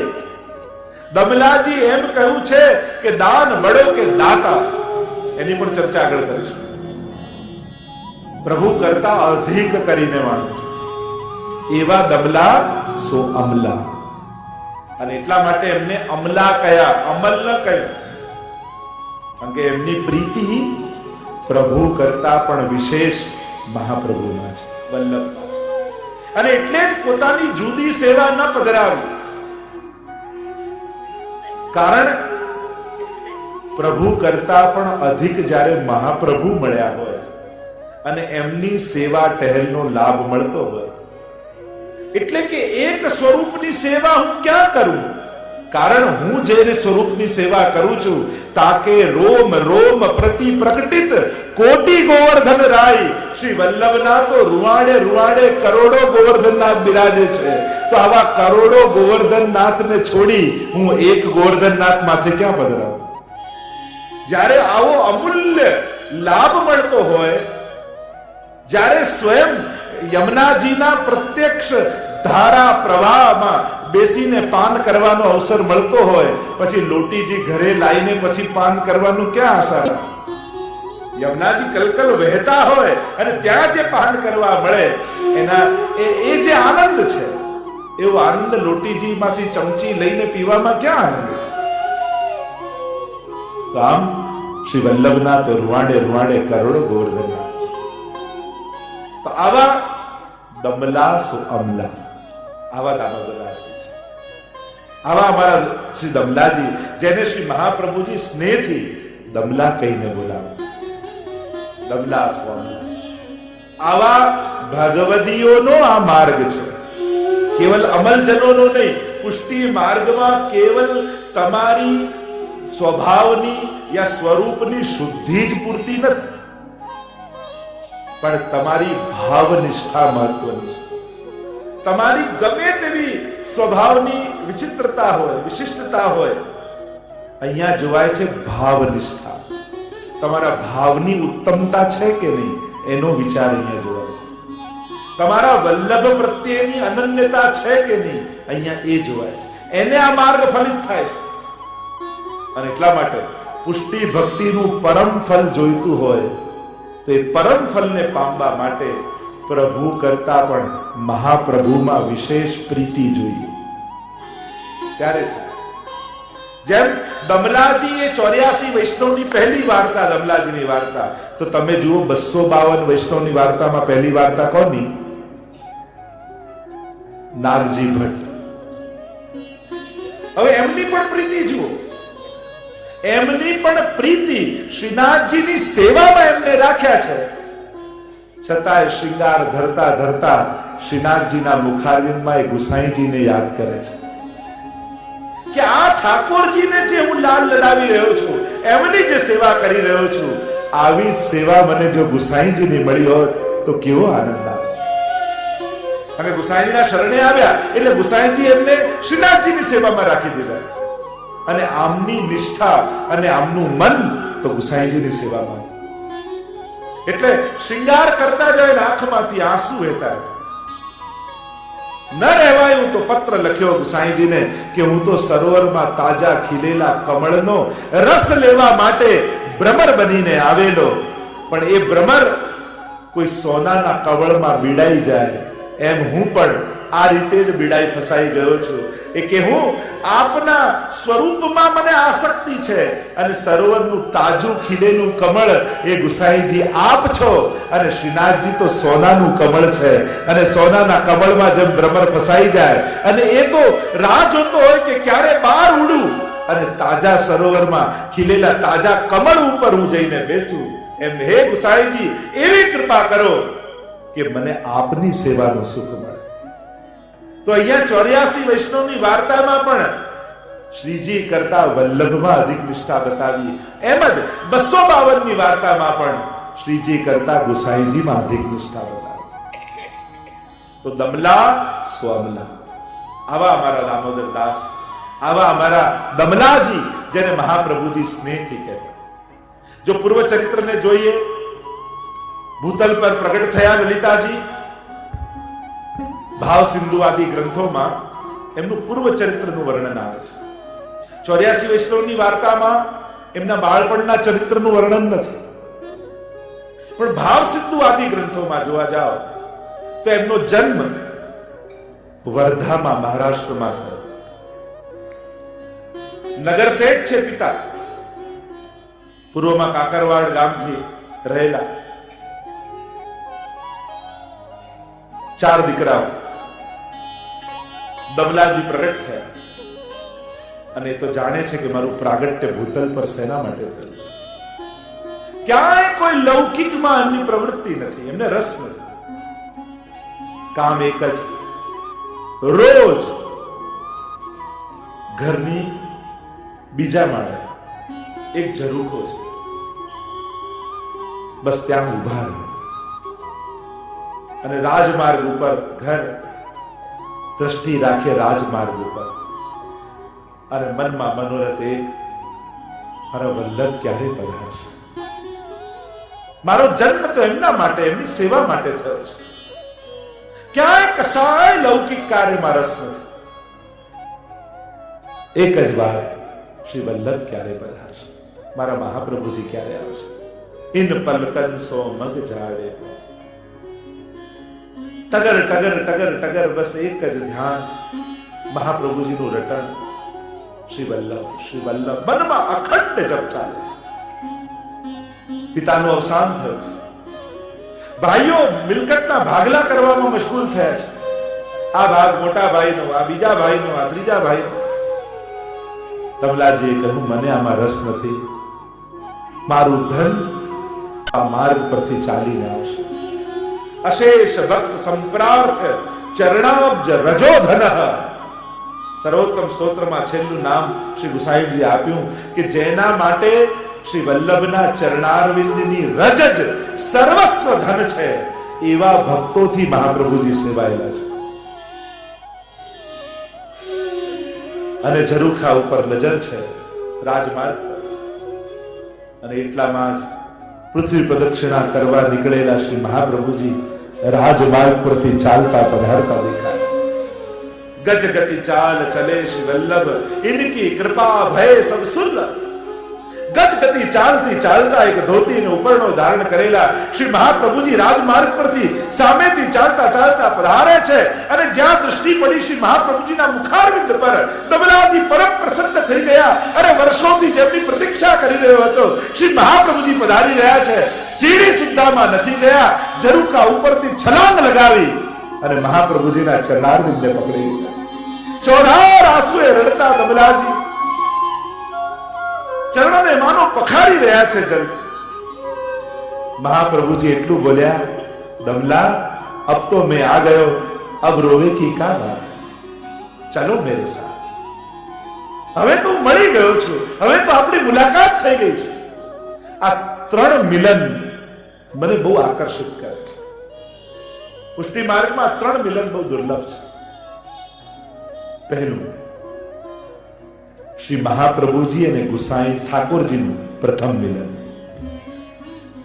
આમથી મહાપ્રભુજી દોડે, આમથી શ્રીનાથજી બાબા ગિરાજની કંદરામાંથી બહાર નીકળી છલાંગો ભરતા ભરતા એકબીજાને મળવા માટે જે દોડતા હોય અને બંને એકબીજાને ભેટ્યા હોય, એ પ્રથમ મિલન જેનું ચિત્ર આપણે બધા જોતા હોઈએ છીએ. બીજું એક મિલન છે આપણે ત્યાં, ઠકરાણી ત્રીજના દિવસે જ્યારે પ્રશ્ન કર્યો મહાપ્રભુજી સહજમાં કે દમલા યામે ગોવિંદ ઘાટ કોણ સો, ઠકરાણી ઘાટ કોણ સો, અને કલ કલ કલ કલ વહેતા યમુનાજીમાં ભ્રમરો પડવા લાગ્યા અને 16 વર્ષ યુવતી સ્વરૂપ શ્રી યમુનાજી પધાર્યા અને કમળની છડી લઈ એક એક કમળ પર ચરણારવિંદ પધરાવતા પધરાવતા શ્રી મહાપ્રભુજી નિકટ પહોંચ્યા અને ત્યારે મહાપ્રભુજીએ જે વંદન કર્યું, નમામિ યમુનામ सकल सिद्धि है तुम मुदा, मुरारी पद पंकज सुरद मंदरे नो कटा। નવા યમનાષ્ટકનું ગાન મહાપ્રભુજીએ કર્યું અને ત્યારે મહાપ્રભુજીને યમુનાજીનો પ્રથમ મિલન અને ત્રીજું મિલન વૈષ્ણવ સૃષ્ટિને યાદ રહેતું હોય તો એ છે જ્યારે દમલાજી ચરણોમાં પડ્યા અને ત્યારે મહાપ્રભુજી એમને ઠાડા કરી પોતાના ગલેથી લગાવી લીધા. આ ત્રીજું મિલન છે શ્રી વલ્લભ અને દમલાજીનું મિલન. અને કહ્યું, ચલ દમલા મેરે સાથ. અને મહાપ્રભુજી ચાલવા લાગ્યા અને પાછળ પાછળ શ્રી દમલાજી અનુસરણ કરે છે.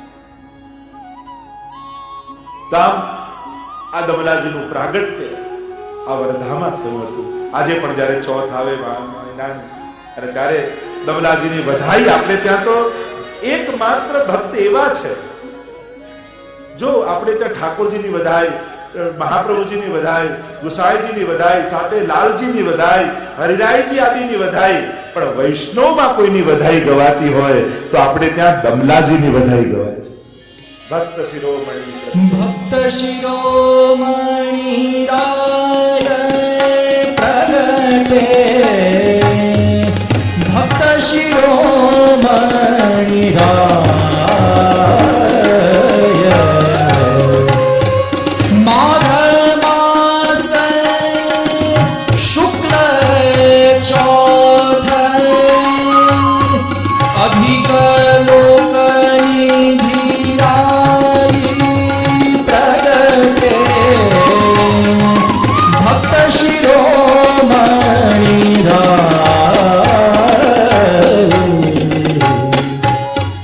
દૈવી જીવ કે ભાગ્ય ઉદય भयो, जिनय दर्शन आए, करि करुणा प्रभु भूतल राय, करि करुणा प्रभु भूतल राय, पुष्टि पथ प्रगटाई प्रगटे, भक्त शिरोमणि राय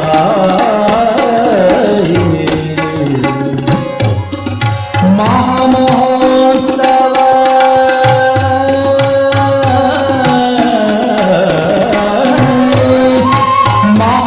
महामहोत्सव होतपुर घर घर, फूले अंगन समाये, रसिक दास चित्त यही चाहत है,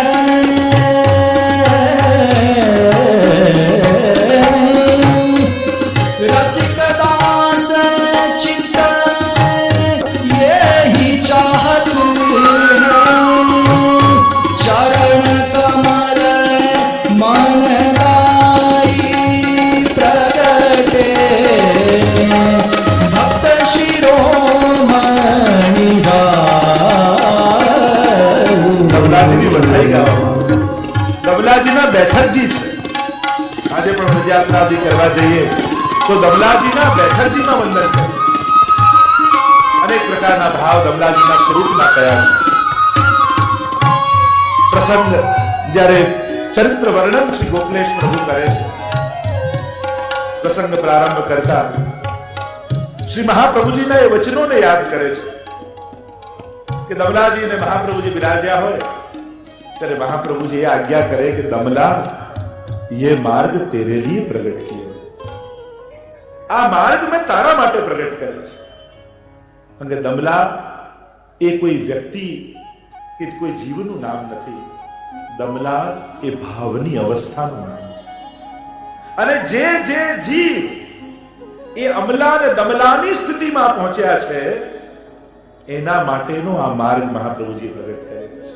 એટલે કે જેના હૃદયમાં પ્રભુ કરતા પણ અધિક શ્રી વલ્લભમાં ભાવ છે, જે આ લીલાત્મકતાને સમજે છે, જે સ્વામીજીને કૃપાપાત્ર જીવો છે, એવા જીવો માર્ગ માટે આ માર્ગ શ્રી મહાપ્રભુજી બતાવે છે. અને એટલા માટે શ્રી મહાપ્રભુજીના મુખમાંથી સદા વચન નીકળતા, ये मार्ग तेरे लिए प्रकट किया. એવા ભાગ્યશાળી શ્રી દમલાજી છે. ગોકુલમાં એકવાર શ્રી મહાપ્રભુજી બિરાજ્યા છે. ગોવિંદ ઘાટ ઉપર છોકરની નીચે એ શ્રાવણની એકાદશીની રાત્રિ શ્રી મહાપ્રભુજીના મનમાં ચિંતા ઉપની છે. એક સમય ચિંતા ચિત આઈ, દૈવી કિહમિત જાની ન જાઈ, આ સુરી સો મિલી રહત સદાઈ, ભિન્ન હોય સો કોન ઉપાય. આ મારા દૈવી જીવો, આ લીલાના જીવો બધા જ સંસારમાં પડ્યા તો છે, ભૂતલ પર આવ્યા એની ચિંતા નથી, પણ સંસારી જનો સાથે રહી પોતાને પણ સંસારી માનવા લાગ્યા છે, પોતાના સ્વસ્વરૂપને ભૂલ્યા છે, એની મને ચિંતા છે. અને જ્યારે ચિંતા કરતા શ્રી મહાપ્રભુજી અર્ધરાત્રિ જાગ્યા છે અને એ સમય સાક્ષાત શ્રાવણ શ્યામલે પક્ષે એકાદશ્યા મહાનિશી સાક્ષાત ભગવતા પ્રોક્તમ તદક્ષર સૌચ્યતે. સાક્ષાત મધ્યરાત્રિએ ઠાકોરજી પ્રગટ થયા, મહાપ્રભુજીને વચન આપ્યા, હે શ્રી વલ્લભ, આપના દ્વારા જે જીવ મારા શરણે આવશે એનો નિશ્ચિત હું સ્વીકાર કરીશ. બ્રહ્મ સંબંધ મંત્રનું દાન શ્રી મહાપ્રભુજીને કર્યું અને આજ્ઞા કરી, આપ આ દૈવી જીવોને બ્રહ્મ સંબંધ કરાવો, શરણે લો, અને હું આપને વચન આપું છું, આપના દ્વારા જે જીવ શરણમાં આવશે એનો સહદોષ હું સ્વીકાર કરીશ, એના દોષો સામે ક્યારે નહીં જોઉં. એકવાર જેને સ્વીકારીશ એને ક્યારે છોડીશ નહીં. આપની કાનેથી જે કાંઈ ભોગ દર્શે એને ચોક્કસ હું આરોગીશ, અને આપ પુષ્ટાવીને જેના માથે મને પધરાવી દેશો ત્યાં હું સદાય પ્રગટ સ્વરૂપે બિરાજીશ. 4 વચને ઠાકોરજી બંધાયા, બ્રહ્મ સંબંધ મંત્રનો ઉપદેશ આપ્યો છે. અને ત્યારે એ બ્રહ્મ સંબંધ મંત્રનું દાન શ્રી મહાપ્રભુજીને કર્યું, આજ્ઞા કરી, આપ સર્વ દૈવી જીવોને બ્રહ્મ સંબંધ કરાવો. મધુરાષ્ટકનું ગાન મહાપ્રભુજીએ કર્યું, પવિત્રા લઈને ઠાકોરજીના કંઠમાં ધરાવ્યા, મિશ્રી ભોગ આરોગાવ્યો છે. પ્રભુ પધાર્યા અને બાજુમાં દમલાજી પહોંચેલા છે. મહાપ્રભુજી અતિ પ્રસન્ન થયા છે. જેના માટે હું ભૂતલ પર પધાર્યો છું એ માર્ગ મને મળી ગયો. ઠાકોરજી આજે કૃપા કરી આ બ્રહ્મ સંબંધ મંત્રનો મને ઉપદેશ કર્યો અને આદેશ કર્યો છે કે દૈવી જીવોને બ્રહ્મ સંબંધ કરાવો. હવે જીવના સ્વભાવ સામે, એના કર્મો સામે નથી જોવાનું, હવે તો પુષ્ટિ જીવ, દૈવી જીવ દેખાય એને શરણાગત કરવાનું છે. પ્રસન્ન થઈ પોતાના આનંદને અભિવ્યક્ત કરતા મહાપ્રભુજી દમલાજી કરે, દમલા જાગ, દમલા તે કછું સુન્યો, ભગવદ આજ્ઞા ભઈ હૈ. અને દામોદર દાસજી બાજુમાં પડ્યા હતા, સૂતા નથી, જાગે છે, કેવળ આડા પડ્યા છે. અને ત્યારે દમલાજી એટલું કહ્યું, કૃપાનાથ, સુન્યો પર સમજો ના. જો મહાપુરુષો ભગવદીઓના તો એક એક વચનો કેટલા ગૂઢ અર્થોને લઈને બિરાજતા હોય છે.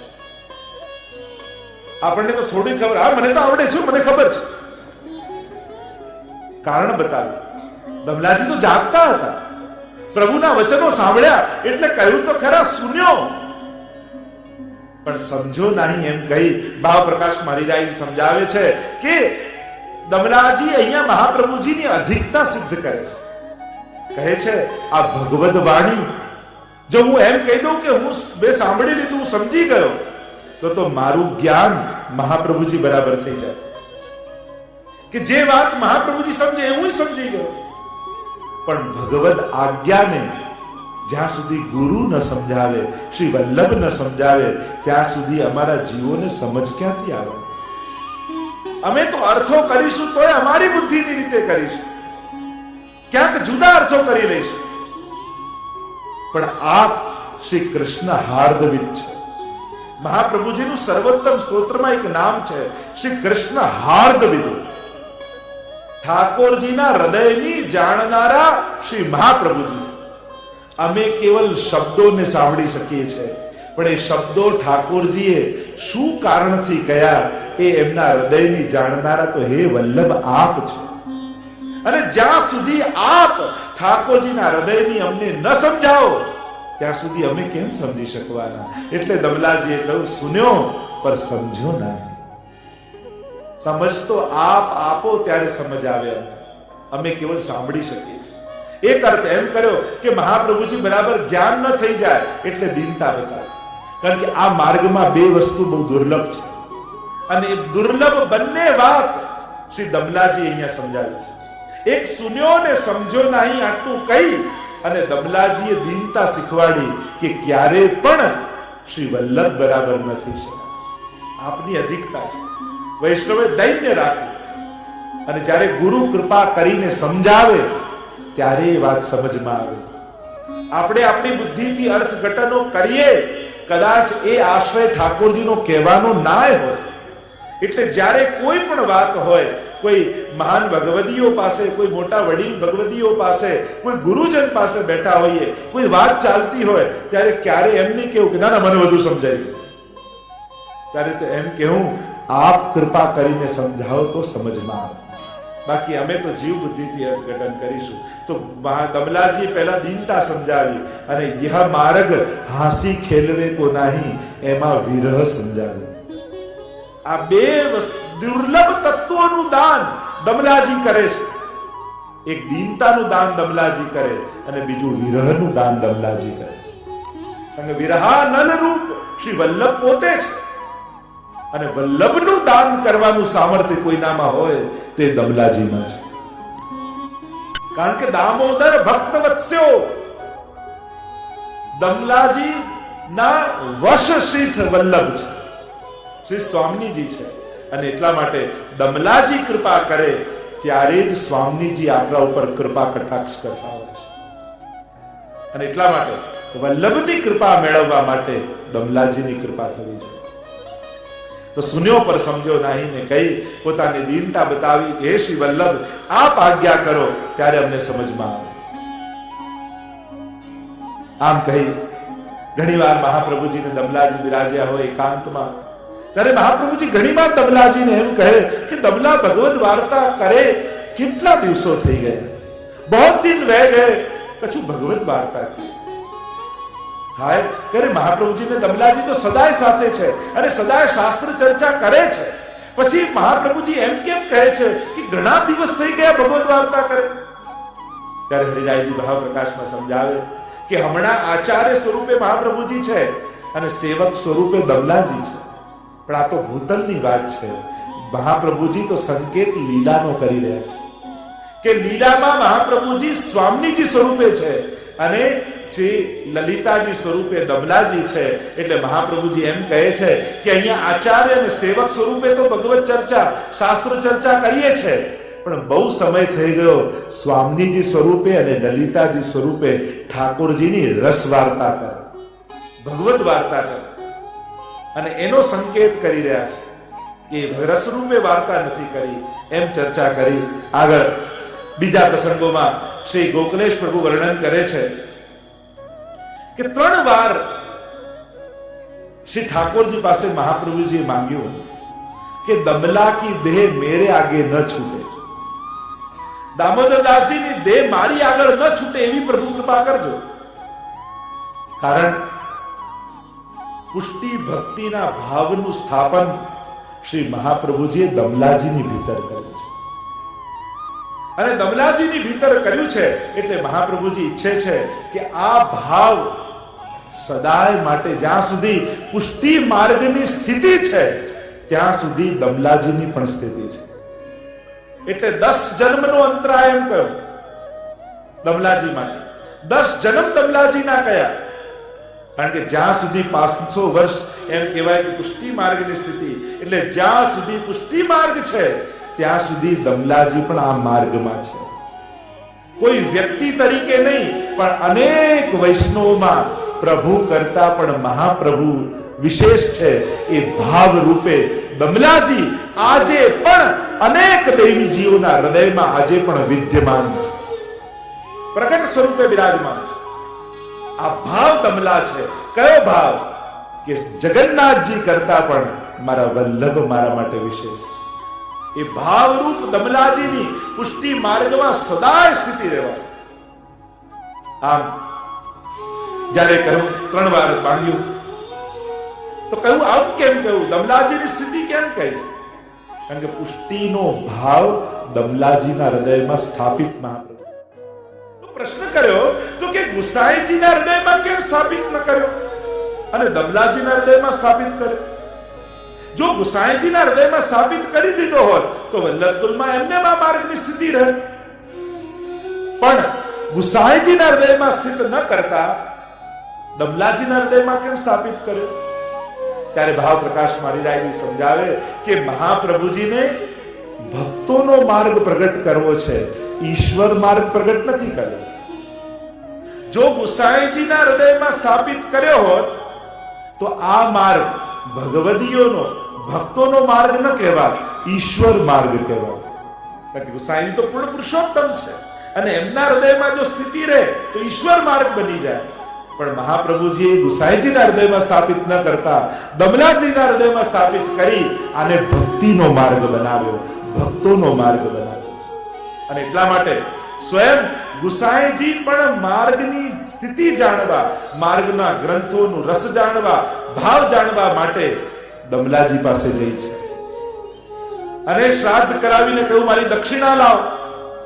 તો કે દક્ષિણામાં આપણે શું જોઈએ છે? તો કહું કે મને મહાપ્રભુજીના ગ્રંથોનું દાન કરે.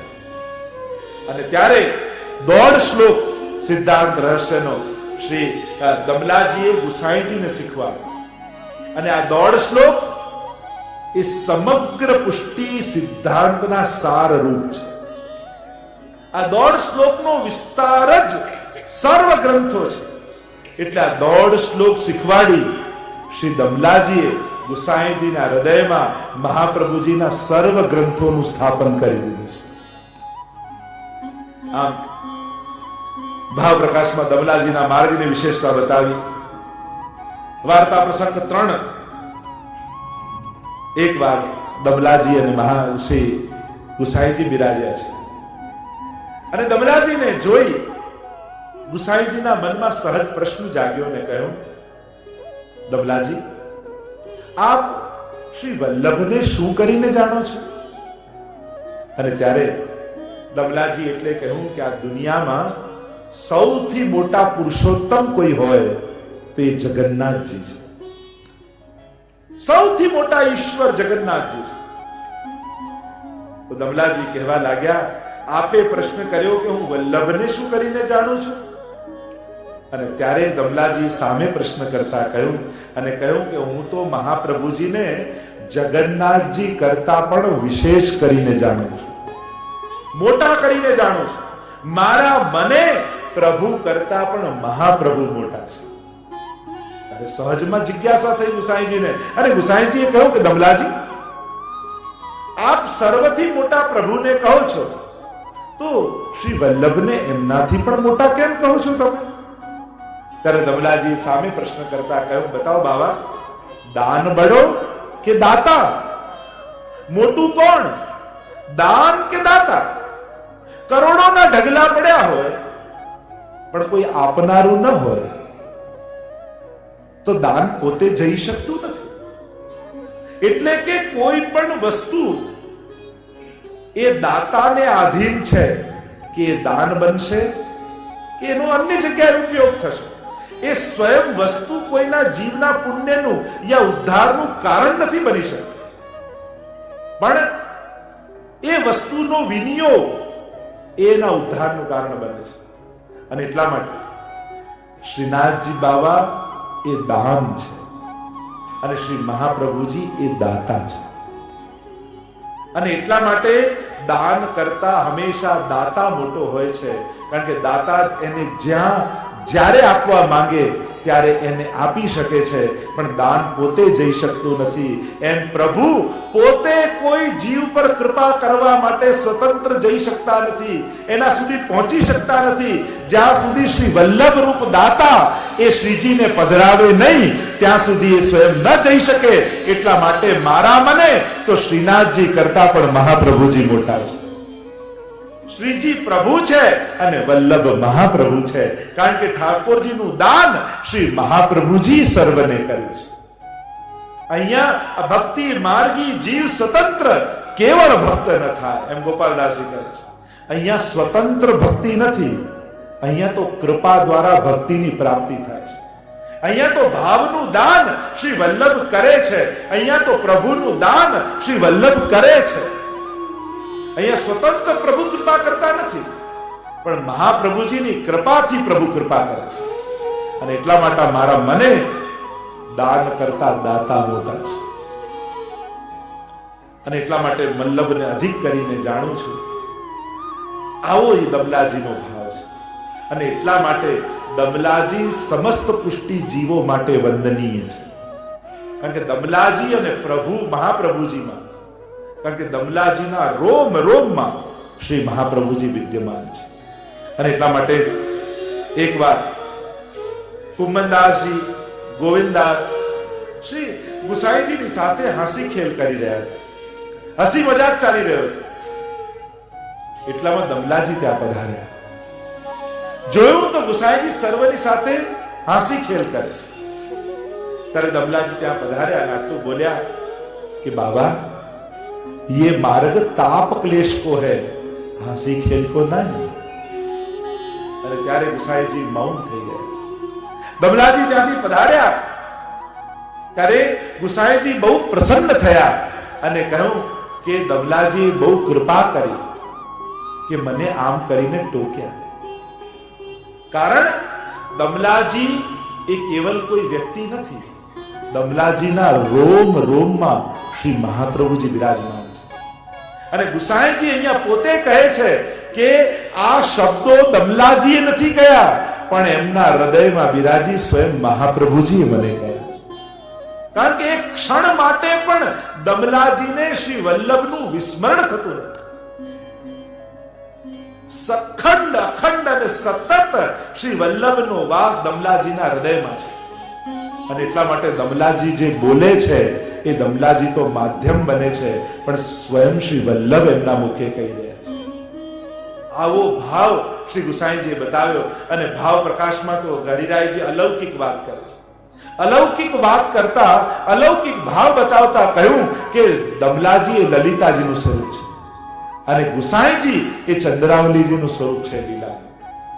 અને ચંદ્રાવલીજી એ પરકીયા ભાવના ગોપીજનના સ્વામીજી છે.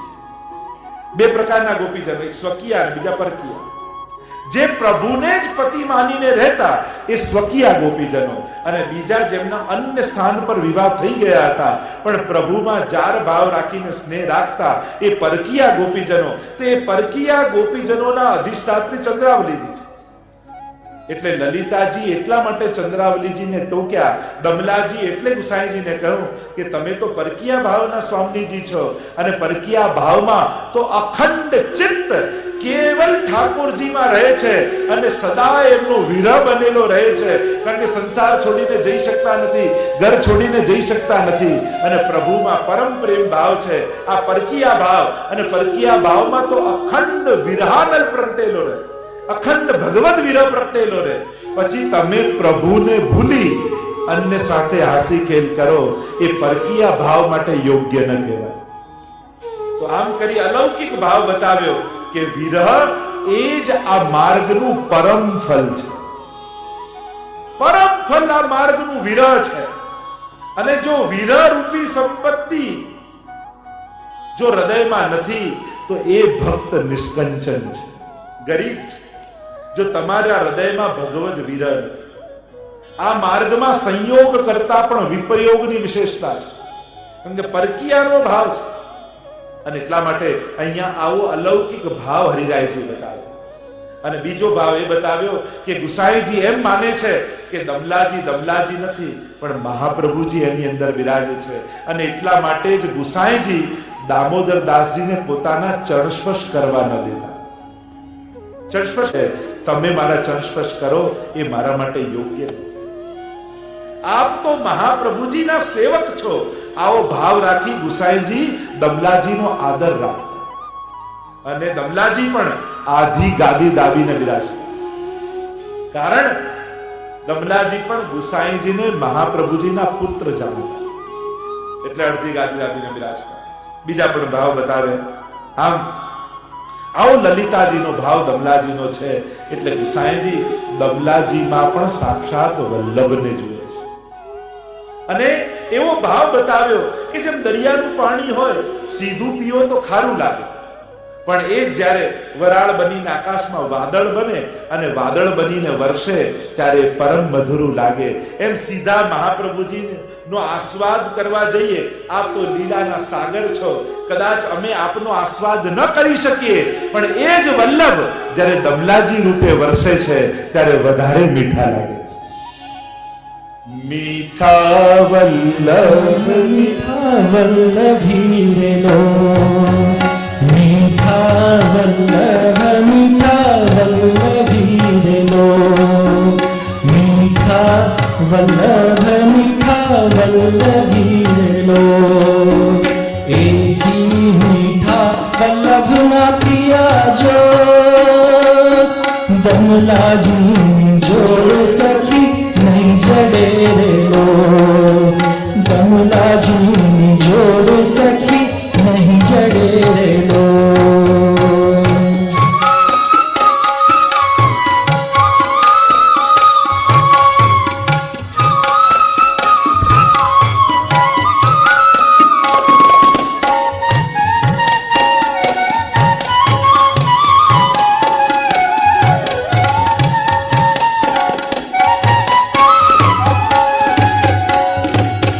દમલાજી છે સુંદર સોહામણા રે લો,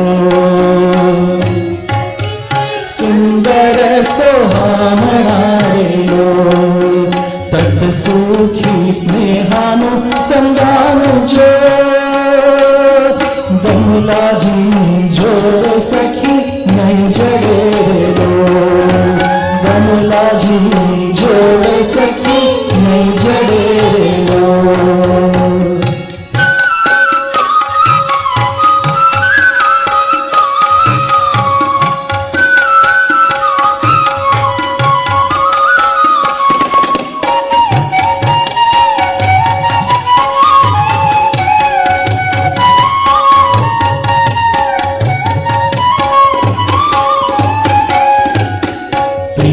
સુખે શ્રીજીને ખંભાવ્યા રે લો, પ્રિય સુખે શ્રીજીને ખંભાવ્યા રે લો, પ્રિય સુખે શ્રીજીને ખંભાવ્યા રે લો.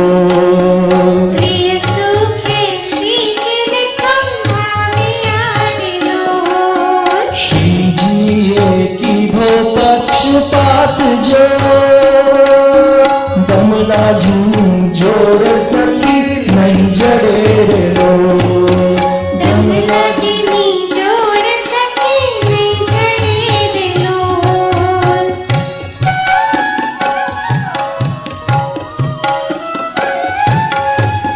વલ્લભ કરતા પણ શ્રી દમલાજીને વિશેષ રૂપે માન્યા. મીઠા વલ્લભને મીઠા એ ભગવતીઓ અને દમલાજીને એમાં પણ વિશેષ શ્રી દમલાજીનું મહાત્મ્ય ભક્ત શિરોમણી રૂપે શ્રી દમલાજીને આપણે માન્યા અને એટલે જ અમારા ભક્તો ગામ કરવા ગયા. દમલાની કાજ પુષ્ટિ માર્ગ પ્રગટાવ્યો, દમલાજીને કાજ પુષ્ટિ માર્ગ પ્રગટાવ્યો, દમલાજીને કાજ પુષ્ટિ માર્ગ પ્રગટાવ્યો. દમલાજીને કાજ પુષ્ટિ માર્ગ પ્રગટાવ્યો. દમલા માર્ગનું મૂળ જો દમલાજી જોડ સખી નહીં જડે રે લો, દમલાજીની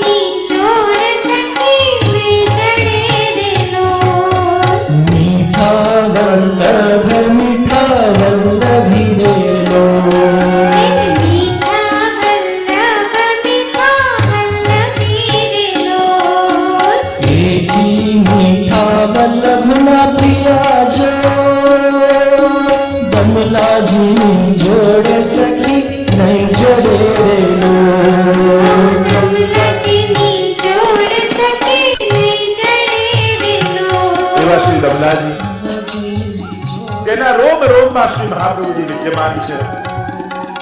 પિતાનું શ્રાદ્ધ હતું દામોદર દાસજીનું. શ્રી ગુસાઈજીએ શ્રાદ્ધ કરાવી 1.5 શ્લોક દક્ષિણામાં માંગ્યા. સર્વભાવ હૃદયારૂઢ થયો. દર 3 દિવસે શ્રી મહાપ્રભુજી દમલાજીને દર્શન આપતા અને 3 દિવસ થઈ જાય અને દર્શન ન થાય તો દમલાજીના પેટમાં ભારે દર્દ થયું. 3જા દિવસે આવી શ્રી મહાપ્રભુજી દર્શન આપે. કારણ કે 3 દિવસ એટલે 3 સ્થાન રાસના છે અને રાસમાં એ યમુનાજી, એ ગિરિરાજજી ને વૃંદાવન, આ ત્રણેયના રાસના અનુભવ કરી અને જ્યારે એ ન થાય ત્યારે પેટમાં પીડા જાગે. આધી ગાદી દાબીને જ્યારે વિરાજતા દમલાજી અને ગુસાઈજી પણ એટલો આદર રાખતા. એકવાર શ્રી મહાપ્રભુજી પધાર્યા દમલાજી પાસે. એમ તો મહાપ્રભુજી લીલામાં પધારી ચૂક્યા છે, પણ દમલાજીને તો સદાય સાનિધ્ય છે.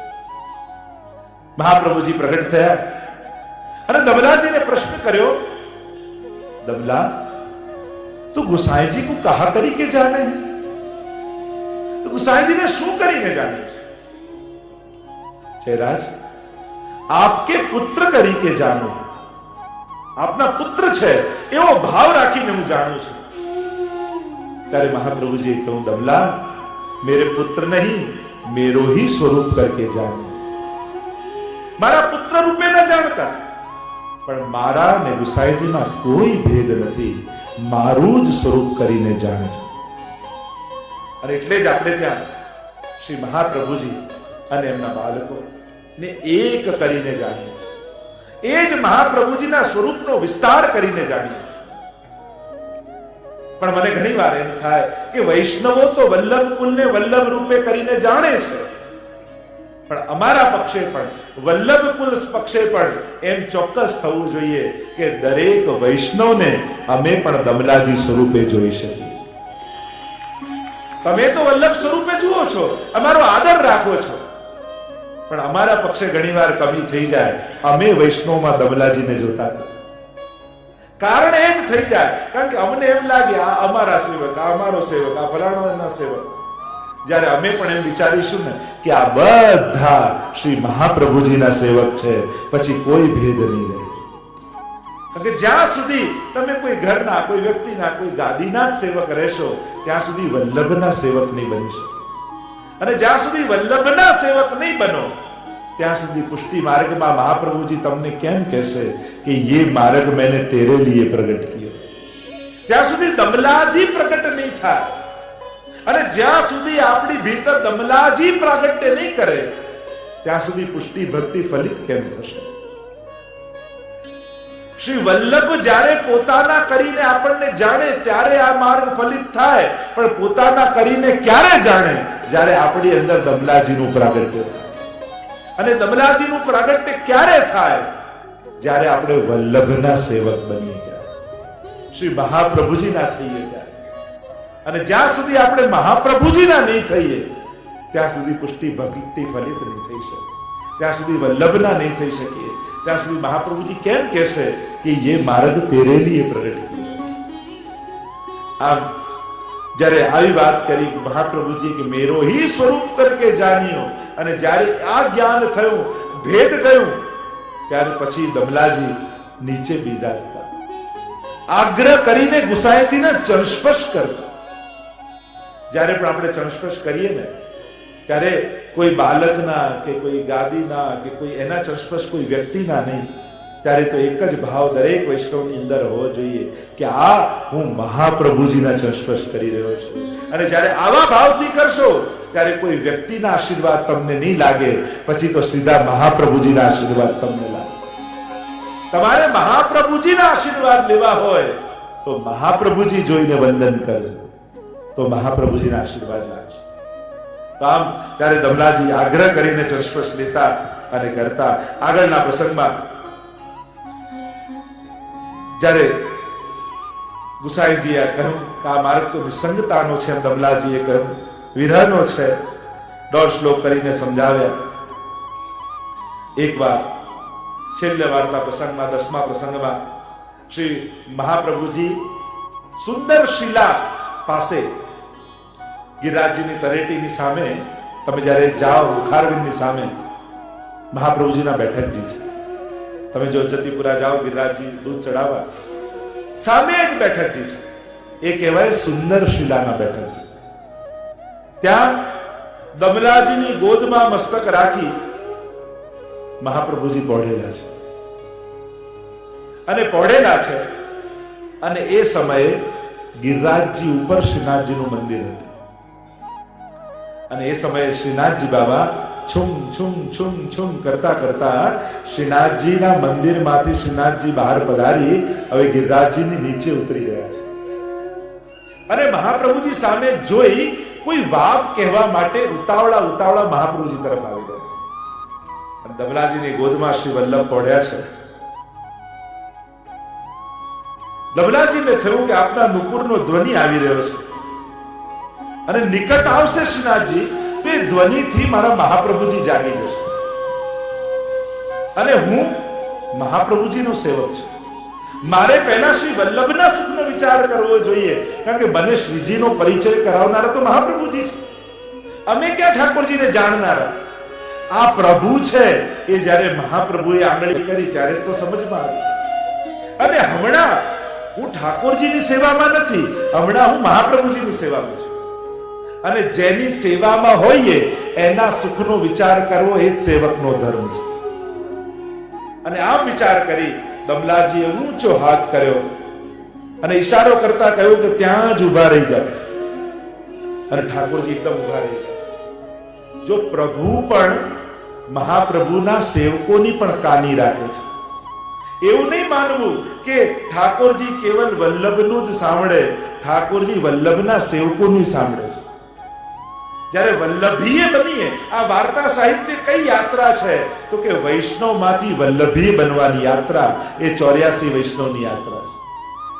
બસ આ શ્રીજી શ્રીજી કરતા કરતા કરતા કરતા વલ્લભ વલ્લભ મુખમાંથી નીકળવા લાગે ત્યારે સમજો કે તમને પણ ઠાકોરજીએ કહી દીધું, મહાપ્રભુજીએ કહી દીધું કે ये मार्ग मैंने तेरे लिए प्रगट किया. ત્યારે તમે પણ અમલા સુધીની યાત્રામાં પહોંચી જશો, અમલ બની જશો. તો બસ આ યાત્રા વૈષ્ણવ 84 વૈષ્ણવની એ જ છે કે પહેલા દિવસે તમે બેઠા ત્યારે વૈષ્ણવ બનીને બેઠા હતા, છેલ્લે દિવસે જશો ત્યારે વલ્લભીએ બનીને જશો. આ જ કથાનું પરમ ફલ છે. અને એટલા માટે અહીંયા જ્યારે રોક્યા તો ઠાકોરજી રોકાઈ ગયા દૂર ઉપર પર્વત પર. અને થોડી વાર થઈ અને મહાપ્રભુજીના નેત્રો ખુલ્યા. નેત્રો ખુલ્યા જુએ તો ઠાકોરજી દૂર ઠાડા છે. મહાપ્રભુજી એકદમ ઉભા થઈ ગયા, ચોંકી ગયા. અરે પ્રભુ પધાર્યા છે. અરે પ્રભુ આવા દૂર કેમ ઉભા છો, નજીક કેમ ના આવ્યા? ત્યારે કહ્યું મારે તો નજીક જ આવવું હતું પણ આ આપનો સેવક મને બરજો, મને વડે છે ને મને દૂર ઉભા રહેવાનું કહ્યું, મને દૂર રોકી દીધો. નારાજ થયા મહાપ્રભુજી. એવું દમલા આપ ઠાકોરજીને કેમ દૂર રોક્યા? ત્યારે દમલાજીએ કહ્યું હું તો આપનો સેવક છું પ્રભુ. હમણાં હું જેની સેવામાં છું એના સુખનો વિચાર કરવો એ જ મારો સેવક ધર્મ છે. અને આવા નુપુર પહેરીને શ્રીનાથજી પધાર્યા, છુમ છુમ છુમ છુમ કરતા ઉપરથી આવતા હતા. અને જો નિકટ આવે અને આપ પોઢ્યા હો, નુપુરની ધ્વનિ આપને સંભળાય ને આપની નીંદ તૂટી જાય તો મારો તો સેવક ધર્મ જતો. અને એટલા માટે મેં ઠાકોરજીને રોક્યા. ત્યારે મહાપ્રભુજી બરજ્યા, દમલા આવું ક્યારે નહીં કરું. ત્યારે સ્વયં ઠાકોરજીએ દમલાજીનો પક્ષપાત કર્યો. અરે શ્રી વલ્લભ આ બરજો નહીં એને, એણે તો એનો સેવક ધર્મ કર્યો છે. એ સાચો છે.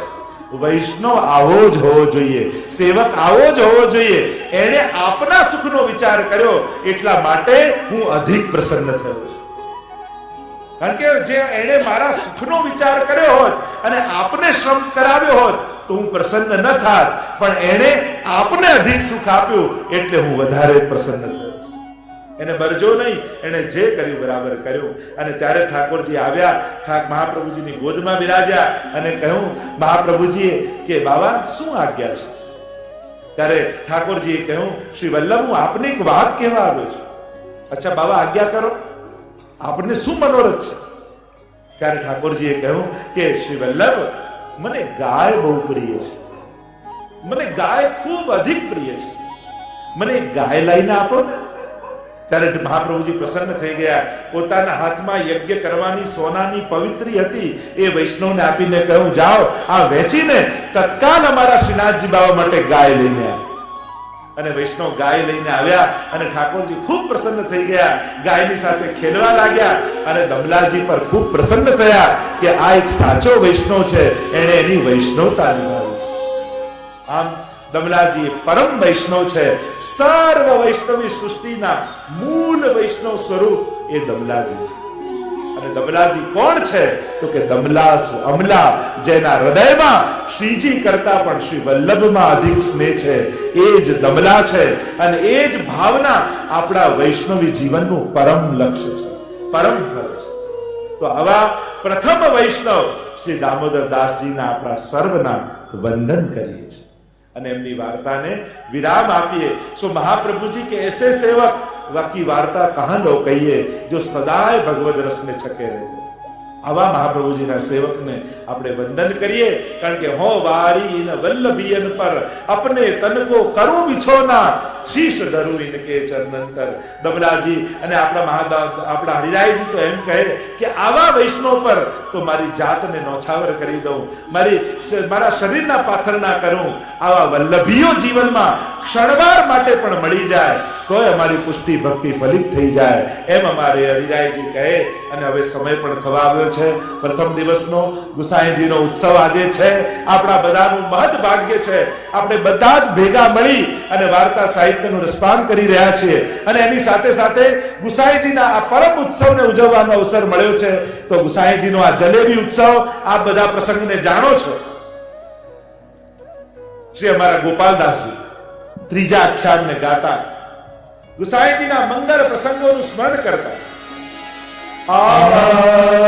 પોષ મધ્યાને નોમે શ્રીનાથજી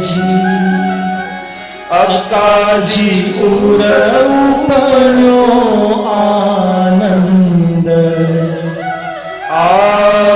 ચંદ શ્રી વૃંદાવન તણો પ્રગટ્યો.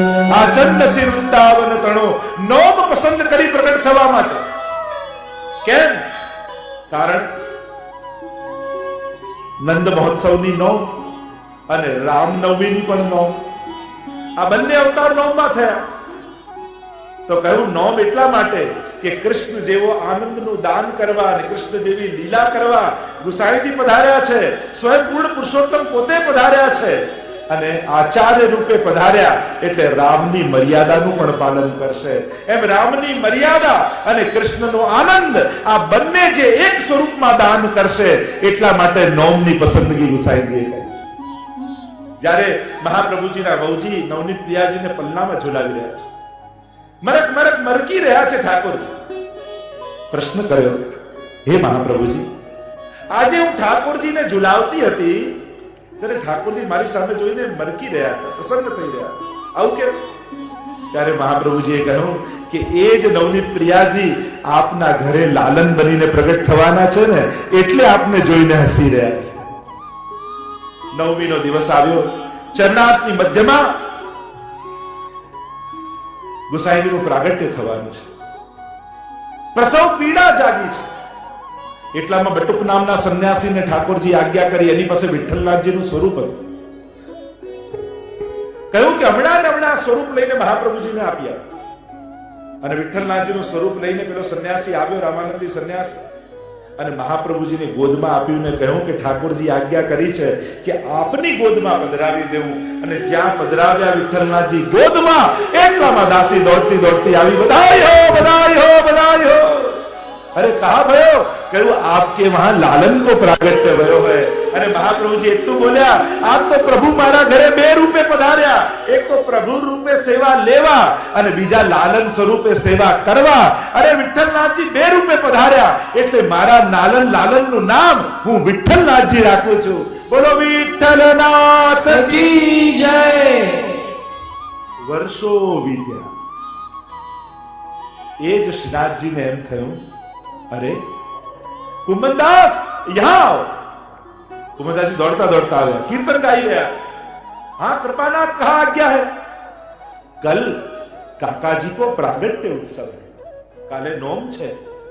અને કાકાજી પ્રતિવર્ષ જ્યારે જન્માષ્ટમી આવે, નંદ મહોત્સવનો દિવસ નવમી આવે, ત્યારે મારો જન્મોત્સવ ખૂબ ધામધૂમથી ઉજવે છે. અને મારા મનમાં એવો મનોરથ છે કે કાલે કાકાજીનો જન્મદિવસ હું મનાવું. અરે પ્રભુ, આપ કાકાજીનો ગુસાઈજીનો ઉત્સવ મનાવશો? હા, કઈ રીતે મનાવીશ? રાગ ભોગ અને શ્રૃંગાર. આપણે ત્યાં તો ઉત્સવ આ રીતે મનાવે.